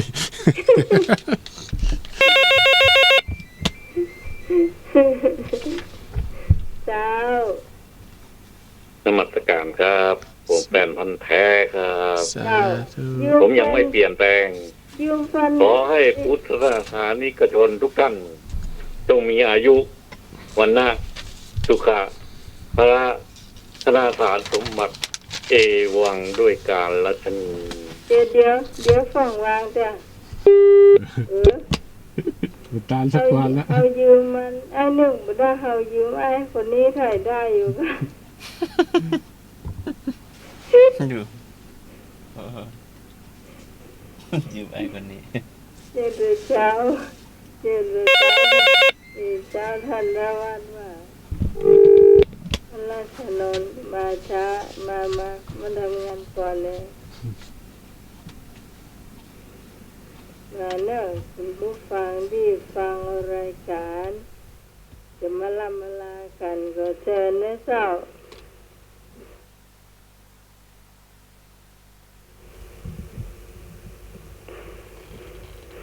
ห้ามไผ่เจ้า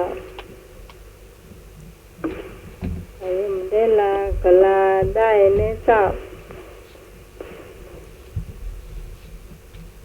เมลีปาเลียเจ้าปอสร้างมากอมาก็สองท่านเนี่ยเจ้า ลาเนาะ เจ้าได้เจ้าสัทโธสีเลนะ มันได้ยินสัทโธสีเลนะสัมปันโนยะโสโภคะสัมปิโตยังปะเทสังภาชติตัทธะตัทเทวะปูชิโตผู้มีศรัทธาประกอบด้วยศีลเพียบพร้อมด้วยยศและโภคะไปสู่ถิ่นใดๆก็มีคนบูชาในถิ่นนั้นๆพุทธศาสนสุภาษิตที่มาคุตกานิกายธรรมบทค่ำคืนนี้ผิดพลาดประการใดก็กราบขอมาอภัยพระเถรานุเถระครูบาอาจารย์ด้วยความเคารพหลับฝันดีหลับไหว้พระสวดมนต์หยาดน้ำหลับเป็นสุขตื่นเป็นสุขขอเจริญพร ครับนมัสการครับก็สำหรับค่ำคืนนี้ก็เดินทางมาจนถึงช่วงนาทีสุดท้ายของรายการประจำค่ำคืนวันเสาร์สำหรับวันนี้ก็ทั้งเช้าขึ้นเฮาเนาะทั้งขึ้นสีขาวแล้วก็ขึ้นFM 104.5วัดฝ่ายหินเฮาก็มีการพบปะสังสรรค์แล้วก็ทำมหากุศลทำบุญด้วยกันก็หลายท่านอาจจะเหนื่อยพักผ่อนไปละเนาะก็สำหรับท่านที่ยังฟังอยู่ก็ขอให้อำนวยอวยชัยนอนรับฝันดีรับได้เงินหมื่นตื่นได้เงินแสนมีความสุขทุกตนทุกอนทุกผู้ทุกคนก็พักผ่อนกันเต็มที่พรุ่งนี้ก็ยังมีแหม1 วันที่จะพักผ่อนเนาะก็ขอให้ตื่นมาสดชื่นสดใสเนาะด้วยทั้งกายวาจาและใจและธรรมทั้งหมดทั้งมวลก็คือเจอแต่สิ่งดีๆนะสาธุเจริญพร